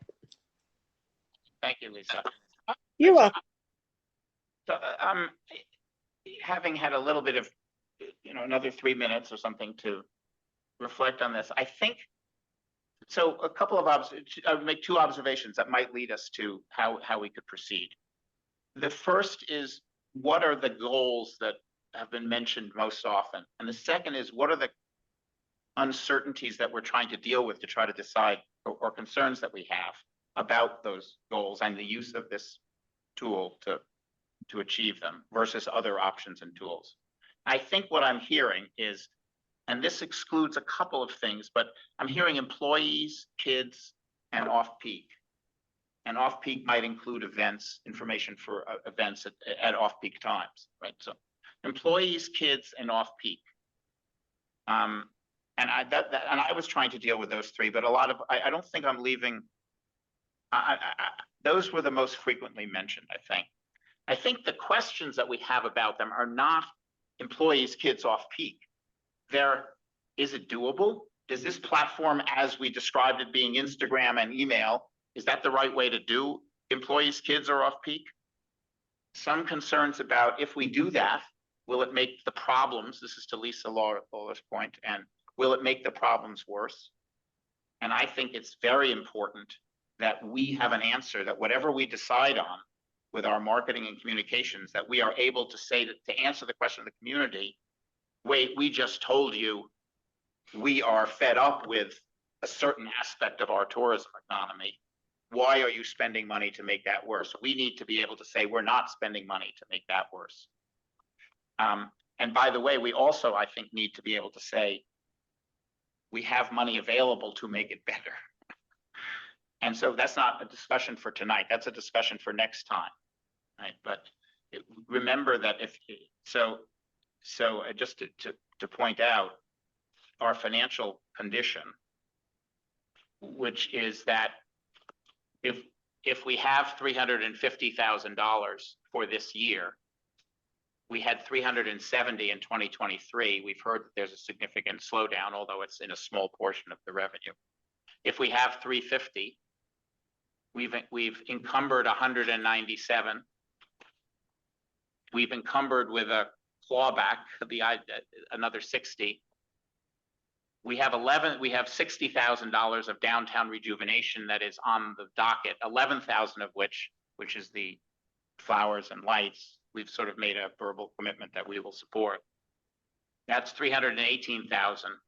We haven't put anything against the communication platform yet. We haven't thought about website enhancements, which we'll have to discuss later, soon, but later, not tonight. And the special tourism initiatives, a number of which, not all of which, have financial considerations. But I think the concerns that we are having, or that maybe I'm having, is it doable? However, what would be the way to attract employees or to attract kids or to move traffic to off-peak? Is it doable? Can the platform help? Or some version of the platform, as Susie? Will it make the problems worse? How do we make sure that it won't? And what will it cost? And do we have the funds available? And that is, and this is to Patrick's point, that's not an unreasonable remit to ask Class 4 to come back to us with, and anyone else who's interested. Let's say to them, look, here's the discussion. You can watch the video. You should, and anyone else who's doing it. Most of us want more employees somehow. We want more kids, and we want more off-peak, and we don't want to make the peak worse. We're worried about whether the platform, maybe we don't understand it exactly. How would you guys do this? And how will you prevent it from making the problems worse? Explain that to us and tell us different ranges of what you could do at different costs, because at our next meeting, some of these other, because we don't know how much we can spend on this versus other aspects of supporting our tourism economy and supporting our resident economy. And that seems to be sort of a reasonable thing to ask. I think Class 4 could do a good job and could elucidate us. So let's talk about whether that's the next step, which was the purpose of tonight's meeting, was to have something to say to people. I think we actually do. It's not exactly what I thought it would be, but it's something that's doable, so forth. So Deborah, do you want to comment? Yeah, I just want to add, and I'd like to get information to find out. It feels like it's a no-brainer to also add awareness of how to flow through the town as part of this, meaning the events and the restaurants and the bathrooms and the use it as an informational platform as well. I think would do a lot for the entire community during peak times and off-peak times, and it feels like social media and websites are the place to do that. I mean, so that feels like a no-brainer that it should be part of this, but maybe it's just on the website. But it's sort of visitor behavior is what you're just yeah, but using, it's exactly what Lisa says. Like this is a way to get information out of, like, you come to town, this is where you go, this is what you do, this is what you need to know. It just feels like that's a no-brainer to be a part of this as well. You are going to give them that, you have to tell them what demographics you want. Someone who goes on Facebook to get information is very different demographic from someone who goes on TikTok or WhatsApp or any of these things. So you're gonna have to, well, assume that you were going to use the Facebook, then you were tracking at 60 plus. I understand what you're saying, but I also feel like that's their job to know. No. This is the community. Well, I know what the community, like when they make a pitch to us, they know what the. I think we're going to have to it's 8:10 and we're not marketing experts. I understand. I think your point is right. I don't think we have an answer for it. I don't think we're going to have a demographic discussion at this point. Mm-hmm. So yeah, we're just going to have to market without that valuable approach. Can I just say that I just want to say that you can say it every way, not TikTok, but in a variety of spaces. You can tell them this, and this. right. And people are still going to be going to Lisa Lawler and saying, but where are the bathrooms? I mean, I think it's just human nature that we can provide the information. And I think, I'm not saying we do it Just saying we should. 100%. We should look at it, make sure that we're doing it, but. I don't have. I'm just saying if you can be a part of the. Young people to move here, if you want to get these people visiting here, so they ultimately move here, you need to. We're going to ask that we will ask the marketing agency to define the demographics for us. They will either do a good job or a terrible job. We don't have a choice. I'm just being practical. We have no choice. Yeah, no, we don't. Sorry. So Deborah has proposed adding a fourth kind of topic, which is visitor behavior. Obviously, that's one of our objectives. Information. Well, that's in order to influence behavior. Yeah, So I was gonna say, I would call it visitor information. Sorry, more than- yeah. the objective is visitor behavior. It's fine, we can call it visitor. Yeah, whatever you information. want. I'm just visitor information. Yeah, the more things I got you. I get you. yeah, we're gonna have Consolidate. we're gonna have a problem next week in the next meeting. But we could have the problem now or next meeting. But I do think that visitor information is on the list of special tourism initiatives. I think it's something that we can accomplish at very, very little cost without using the platform. But if you don't, but I agree that the platform. That's why I was asking. Using the platform. There's a whole variety of ways to do that. Well, okay, I don't want to, my personal views shouldn't, so let's leave it on the list. Yeah. Unless, how do other people feel? The more we ask for that, I understand. but it is an important objective that the platform could be useful for. Does anyone object to including it? No. Okay, all right, so we'll tell them the four things. And we'll ask them the three questions. Is it doable? How would you do it? How would you do it best, including the demographics that you'd have to go after and so forth?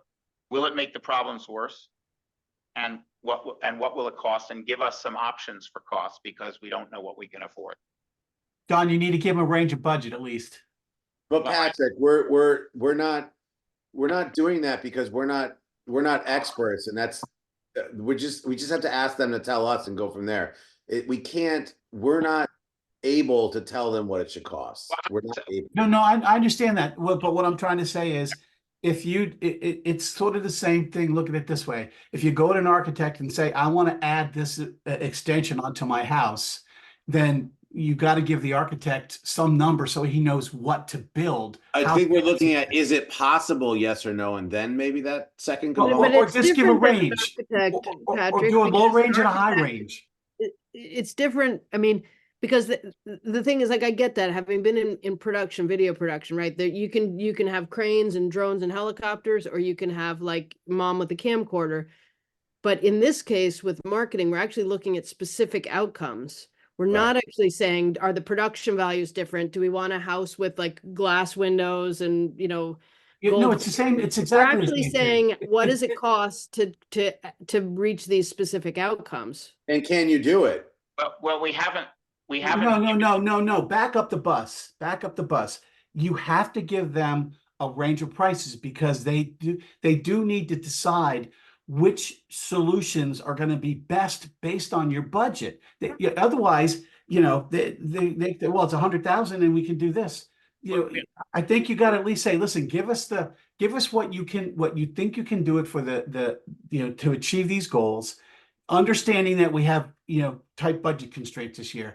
Give us what you think the minimum you can do it for, and what you think you could do for a little more. But you got to give them a sense, because otherwise they won't know what tools and how far to go with things. You got to give them a chance. We're doing, I disagree. We're doing an RFP approach. Todd, hold on 1 second. Michael has his hand raised. Michael and then Todd. Oh, sorry, Marion put her hand down. Michael and then Todd. Sorry, I put my hand up before we went down this rabbit hole, and I was just gonna add, John, to your parameters, that we ask a question, something to the specificity of how you would go about measuring it as well. Yeah, because I think we do need to understand what exactly the equation is they're using to deliver these outcomes. That's a very good point. Yeah, that's great. Marion, did you have your hand up or not? No longer. I did, but I was trying to avoid getting into a back and forth with Patrick. I was just going to say that, if we say create a marketing platform, we have to give a price range. But if we're saying like get 5, whatever it is, get a 20% increase in something, there shouldn't be different prices for that outcome. They should be saying what. Yeah, of course there is, Marion. Just the same thing. Increase But why would we pay more? Like if we increase can my get a house. 20% increase for $500 or for $10,000, why would we pay $10,000 for a 20% increase? It's not about a 20% increase to this. What you have to give them some price criteria so that they know what tools they can and cannot use based on the budget requirements. Otherwise you're putting them in a hole. They won't. I can tell you right now, I've been in this place. I ran my agency for 30 years. I couldn't give you a budget or a solution unless I knew how much money that I could spend. And then I would pick the right solutions for that budget. And it's the same thing. I always told my clients, there's two ways you can do it. You can tell me how much you want to spend and I'll tell you what I can do for that. Or you can tell me what you want to do and I'll tell you how much it'll cost. Right.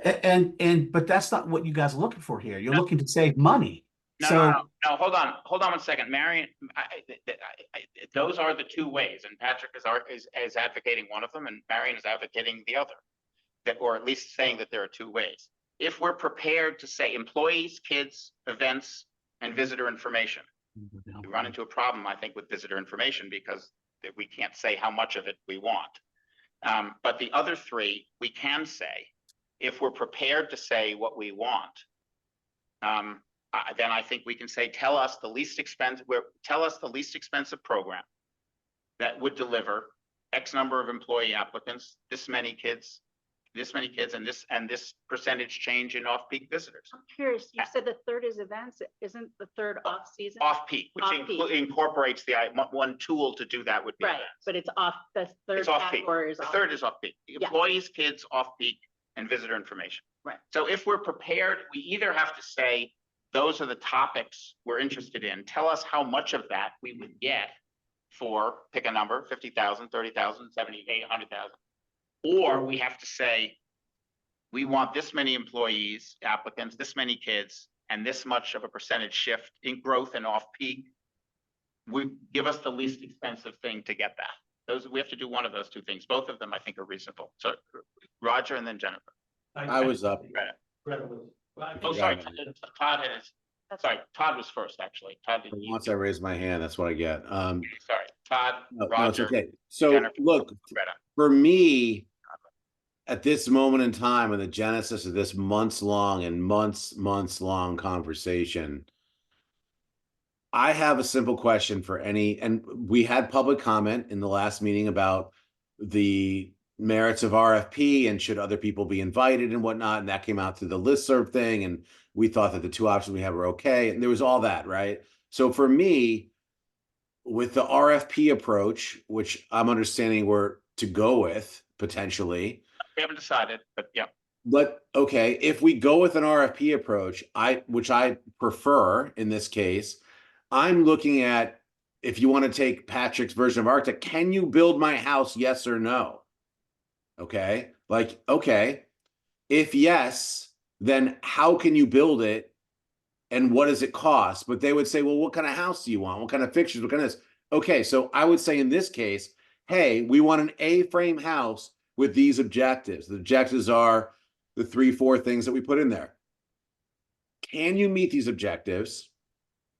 How long do you anticipate it taking? And how much money do you anticipate to bill us for it?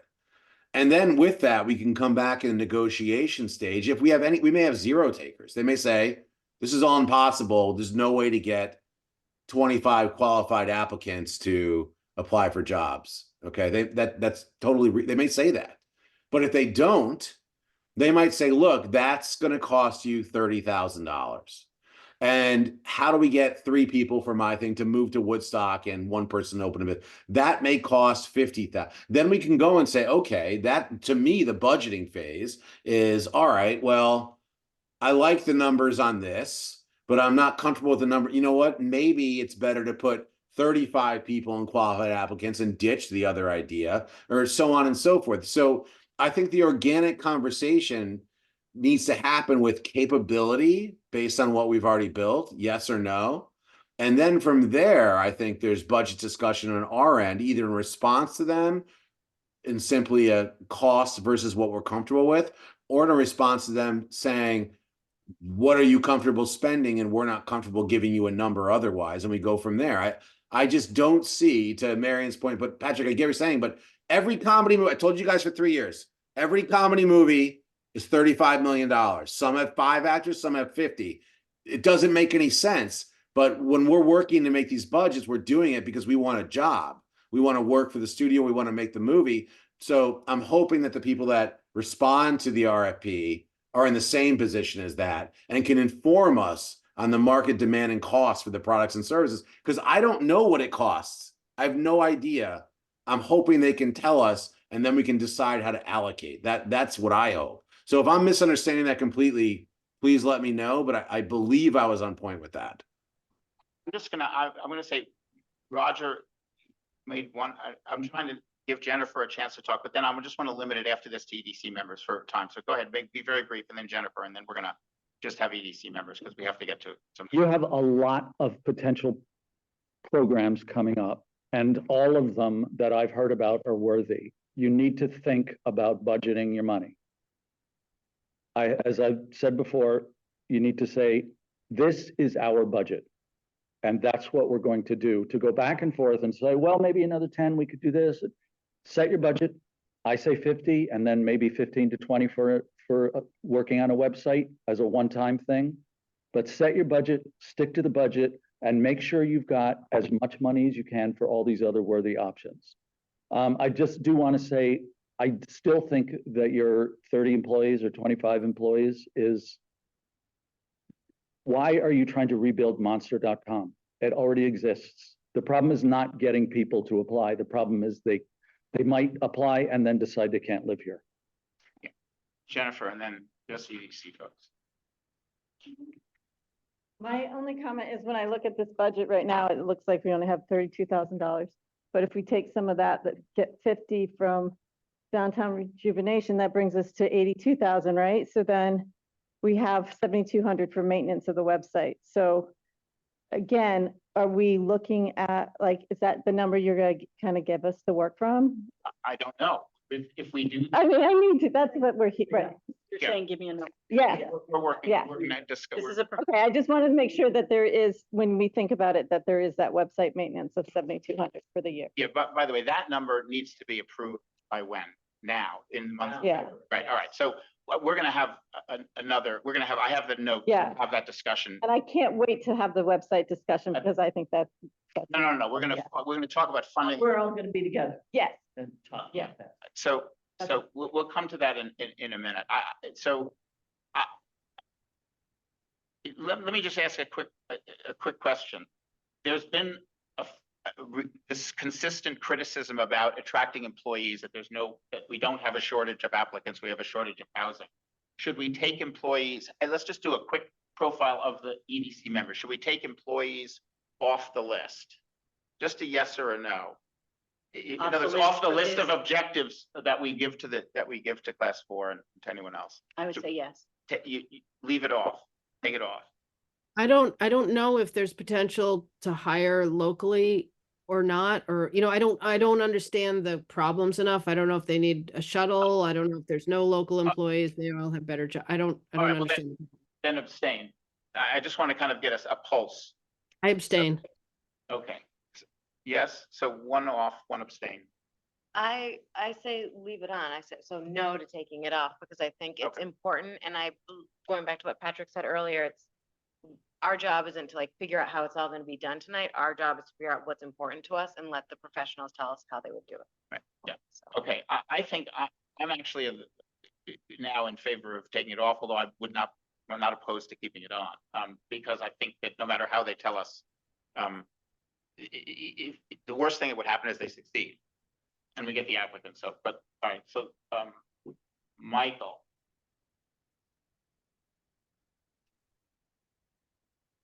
Sorry, can't get myself off mute. Don't know that I have the information there, so I'd be most comfortable with abstaining, unfortunately. Okay. All right, Larry and then Todd.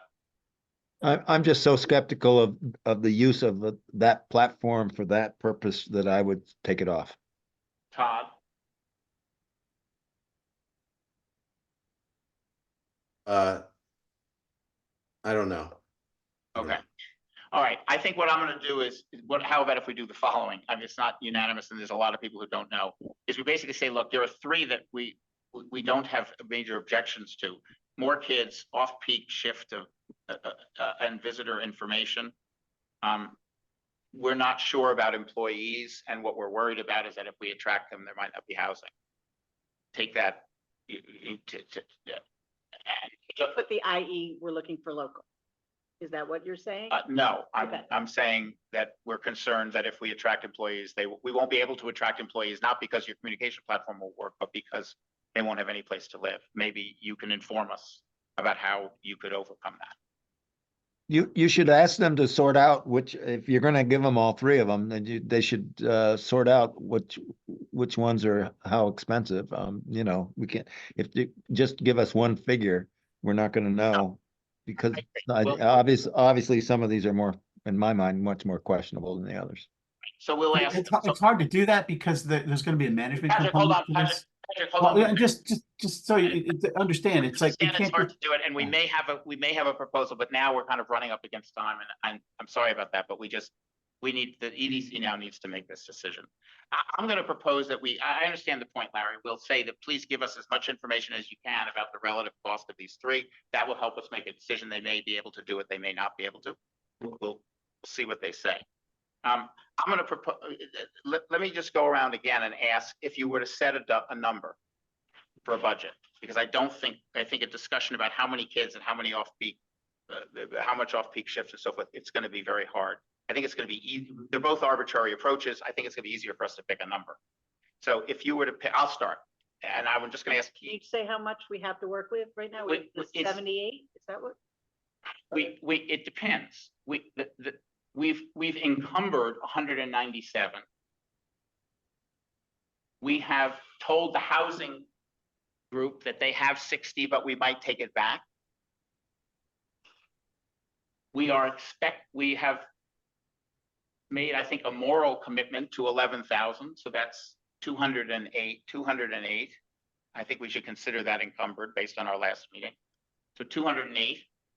There's another 60 that we gave to the housing, and because we thought it was so important. That's 268, if you will. And then there's 50,000 coming from downtown rejuvenation. And about to launch task forces that probably need money. Mm-hmm. Which isn't a part of this. Which is zero. Yeah.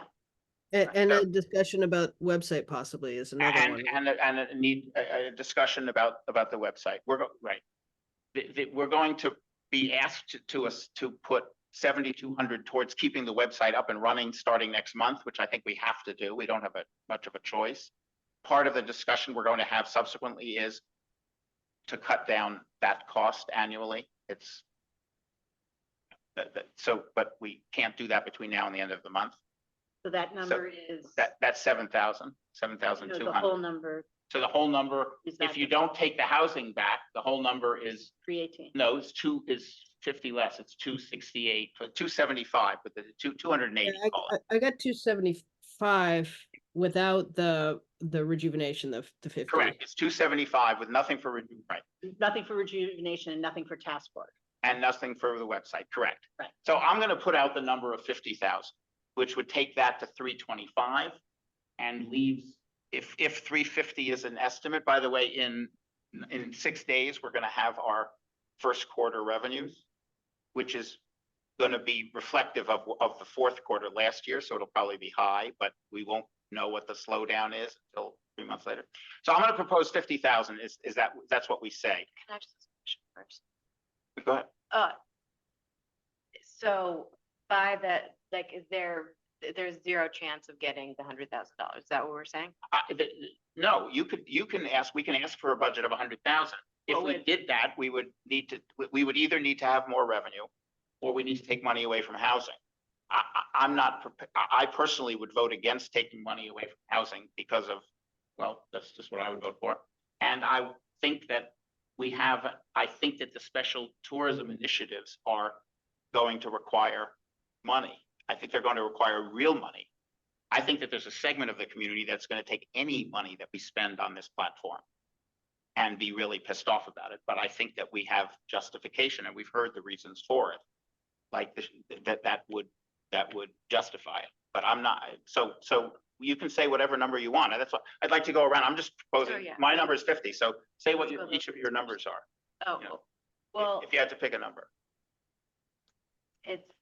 I'm in a very difficult position. I would like to abstain for a little bit. Okay. Thank you. Yeah. Well, if you want to represent the marketing committee, that's fine. I mean, when you come back around to Yeah. you, I understand that they would like you to reflect that, but you have to decide how you want to go. Deborah? I'm still in the category of, I want to give them a number, but I want to give them a range, because I'd like. What would the range be? What the difference is between 50 and 75, 80. Okay, You know, I want to see what it is. Yeah. 50 to 80. Yeah. Okay, Marion. I think based on the other things we want to do, I would also think around the 50 range. Okay. Michael, then Larry, then Joe, then Todd. I'm somewhere between 40 and 50. Okay, Michael, Larry, I'd say the same, 40 to 50. Joe, Yeah, 50 works for me. Todd. I would do 100, but only if certain metrics were met. And if the metrics weren't met that were calculable and definable, I would say we'd have to pay them less. Okay. I think we should send them that list. I wrote it down. Basically say, this is what the 7 people said. Here are the 4 questions. Here are the three clear priorities: kids, off-peak events. I think those 2 are clearly off-peak tourism. I think kids and off-peak tourism, is it fair to say those are the 2 most important? And then visitor information is something else we've considered, and employees is something else we've considered. We have a concern about it. But can we divide the 4 into 2 and 2? Deborah, are you comfortable with that visitor information being? I mean, I would actually say, If you'd I rather. would prefer to have it up there. Okay, fine. But Then we'll just say also 3. say it doesn't have to be, you know. No, fine. fully- Okay, so we'll just say 3 and 1, and basically we'll say the 4th one, if you want to consider it, if you can think this is the concern we have. So, but those are our 3/4 objectives, and we have 4 questions. Is it doable? And if so, how would you do it? Achieving those objectives. Will it make the problems worse? How will you make sure that, or do as best as you can to make sure it doesn't make the problems worse? What will it cost? And give us some sense, if you can, as best you can, about the relative cost of those different objectives, as best you can. And how would you measure the results? And here's what different people have expressed as an acceptable amount. Oh, sorry, and Greta, you want to add? Yeah, so what I would like to say is that, you know, the marketing committee, the marketing working group is the group of professionals we have that work on this, you know, this initiative or this priority of Yep. ours. And just like the housing committee, we take what they say as, you know, a professional's opinion. So And their opinion is? and their opinion is definitely $100,000 to continue with the current funding. Okay, I think we should say that too. So that's, I think, the remit. We definitely send it to class 4. Let's have a brief discussion of whether or, so we have a person who's interested, a Jess person. Mhm.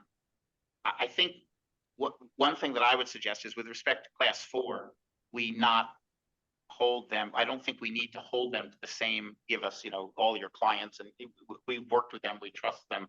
I think we can simply ask them these questions. I think for anyone else, we need to ask them some of the basic RFP type questions, like what are your resources, and who have you worked with, and whatever, and that kind of thing. Is everyone comfortable with that approach? I mean, it's yeah. So now, do we want to, if we do want to solicit other interest. We are not required to, sorry, we're not required to, sorry, this funding does not require to conform to the town's bidding process. So we should do what we think is best for Woodstock. We're not forced to do something or not do something because of policy, of regulations. If we do want to solicit additional ones, which is fine with me, I haven't heard anyone opposed to that, although it does take time. My suggestion as to how to do it in order to be as both quality and time, balance those things, is to ask for indications of interest on the listserv. The listserv, because it's local. The last time we went nationally or something, and we, because we think local knowledge is important, and ask people simply to give us within a week just an indication of interest and to explain to us, in a page or less, why they're interested and why they think would help. And based on that, we would ask anywhere from 0 to all of them, if there are any, we would ask them to submit a request for proposal. So that there's a little bit of, I don't care, we don't have to do it that way. So Question? I'm sorry, I'm not on the EDC, but I look at the listserv every day. I look at the back and forth, and I look at who you're asking, and I think it's terrible.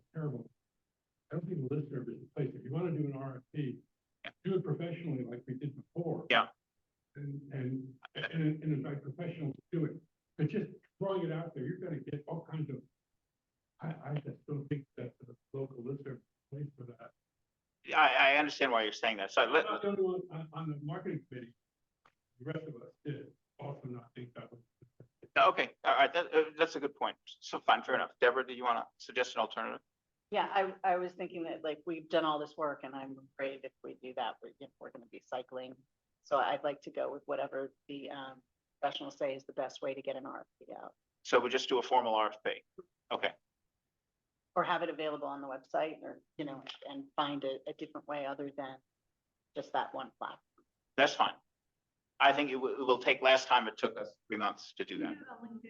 Yeah. We get answers from the 2 entities we have Yes. tonight. Quickly. Quickly. No, agreed.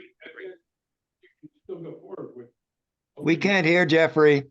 Yeah, We sorry. can't hear what you're saying. Jeffrey's just suggesting that we will obviously we'll get a quick response. I don't know exactly how quick, but a very quick response from Class 4, and also presumably from Jess.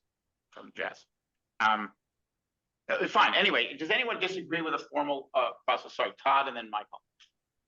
Yeah, I think like we're a little town. The Sarbanes-Oxley sort of method, I don't think applies to us. But that said, I think public input's good, but we have to keep moving. So let's just assume that these meetings are public, that everyone can attend, that we post in the listserv that,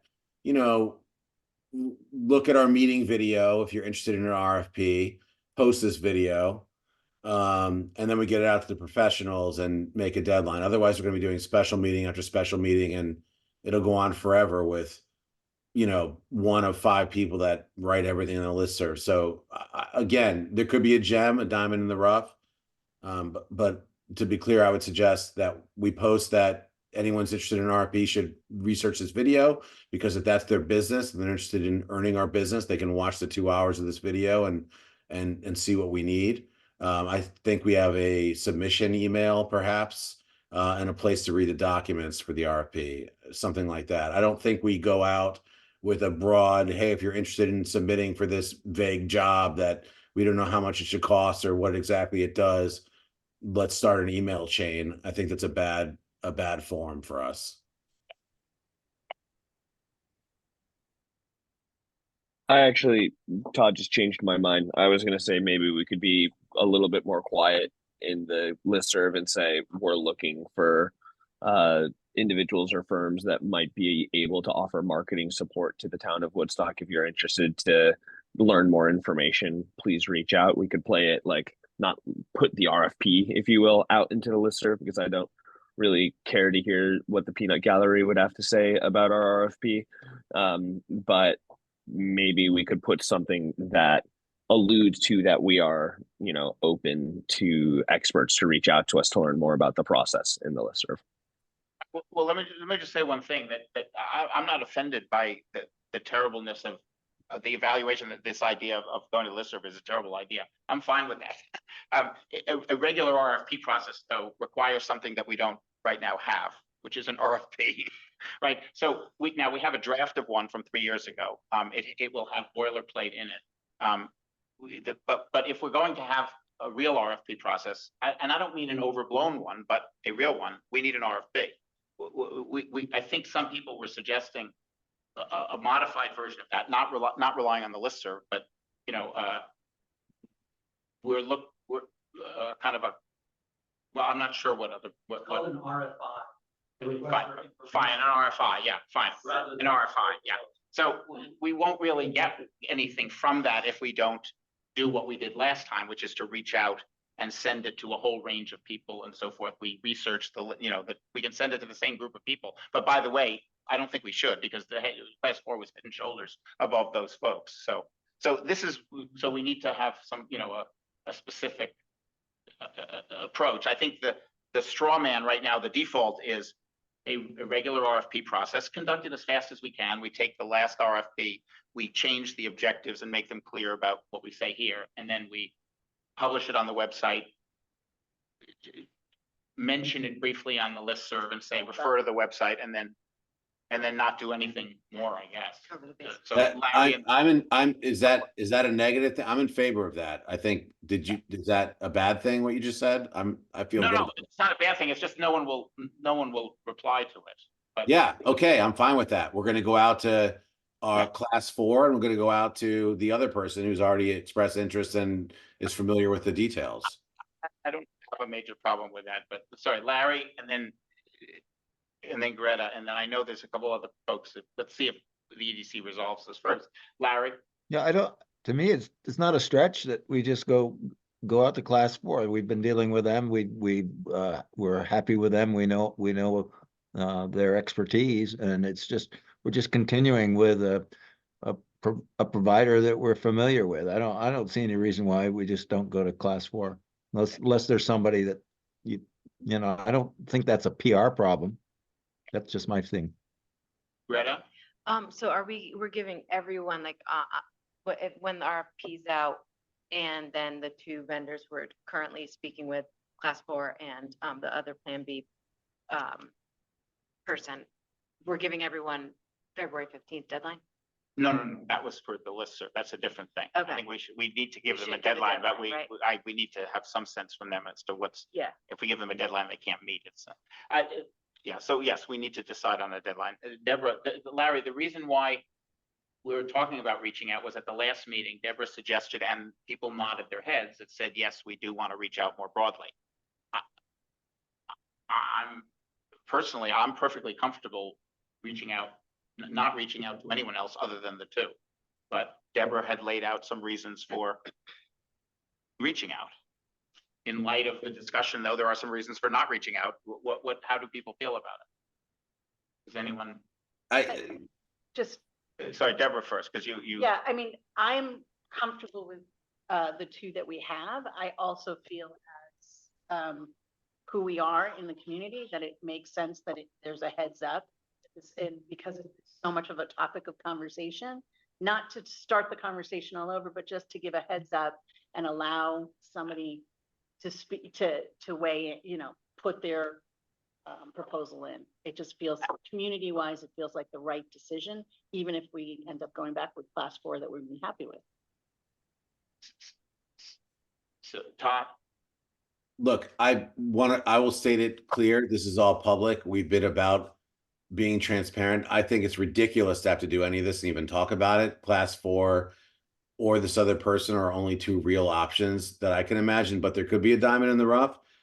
But I think that we pride ourselves as a group on being someone who has, leadership that posts funny comedic stints in the listserv, and we're always sort of, advertising how transparent and open we are. So I would feel incredibly disappointed if someone moved here yesterday and signed up for the listserv and was an Albert Einstein of whatever we're doing here, and we didn't reach out to them on that platform. So, I think there has to be a give and take. So again, I don't want more work. We spent so much time on this. We need to move forward, but I am in favor of a way to just throw out a little blast that if people are paying attention to the EDC and to John's jokes, they can understand that they have something they can research and give them the tools to do that research and give them the execution ability to reach out to us if they think they can be helpful in a meaningful way that isn't a reply all on the listserv. I would be in favor of that. And a short timeline Yeah. Yes, So that absolutely. you're agreeing with Deborah. Does it? with a short. I timeline. do agree with Deborah, but I need you to say it because, as you know, like you have to say what Deborah says for us to talk about it. What? Deborah knows, but it's just a joke. You're I on. get it. I get it, Todd. I Don't get- stop you. It's late. Is there anyone who disagrees with Deborah and Todd? So I think what we need to do then is we need to edit the prior RFP to incorporate the objectives, a narrative about the cost structure and the questions that we have. That should be relatively easy, and it would be good if someone would volunteer to do that, or a couple of people actually would volunteer to do it. You could work together. As soon as that's ready, we would post it on the website and post on the listserv a very brief thing. I think I know how to write the listserv post, which basically says, it informs the community that we've set these objectives to make it clear that we're not talking about expanding the peak volume, that the range of budget is going to be between X and Y. I'd be happy to do it, but I need somebody from the marketing group to help me with it. Sorry, maybe the marketing group should do it with, and Deborah can. I mean, unless you guys can do it on your own, but I'm just saying I'd be happy to do it. I just need. Yeah, sorry, Beth, go ahead. Okay, yeah, I'm just a little frustrated. So I'll just say that if you had decided to write an RFP for placemates for the housing committee, as opposed to the housing committee doing it, I think they might have had a bit of trouble. So I think that we're meeting tomorrow as the marketing committee at 2 p.m. We can make that happen, the copy of that. So we're good with that. The second thing I wanted to say is, or two things. First is that you, as the EDC, has invested over $200,000 in this platform, and I would hate to see it thrown out with the bathwater. And I think that we should make sure that the people that are responding are comfortable with the Drupal and Klaviyo, because that's where we are. The marketing group is going to be the first group to evaluate the class 4 response, the Jess response, and any other responses. It has to go through the marketing group. So you'll be the ones to implement that. And it would be great if you guys would write the RFP and make these adjustments. We have it. Right. We have it. Well, maybe yeah. Okay, so, and Deb, you'll then. I don't need to be a part of it. I mean, I was Well, offering to help. No, that's fine. Actually, Greta, are you comfortable? I mean, I think Greta and Marion are already on it. So why don't you, the two of you, be the ones to incorporate that? Just let us know. I'll draft the listserv post, which will be summarized at a high level, but it won't be what we were talking about before. If you're interested, please. It's just basically, here's what we discussed. Here's what we decided. There is an RFP for further interest. We're moving forward. Something like that. Okay, good. I think we've reached somehow miraculously some reasonable point. Before we discuss the last item, which is continuation of website funding, are folks on video, you guys are sort of nodding your heads. Are you too comfortable With what? with where we are right now? Oh, yeah, no, I was just tired.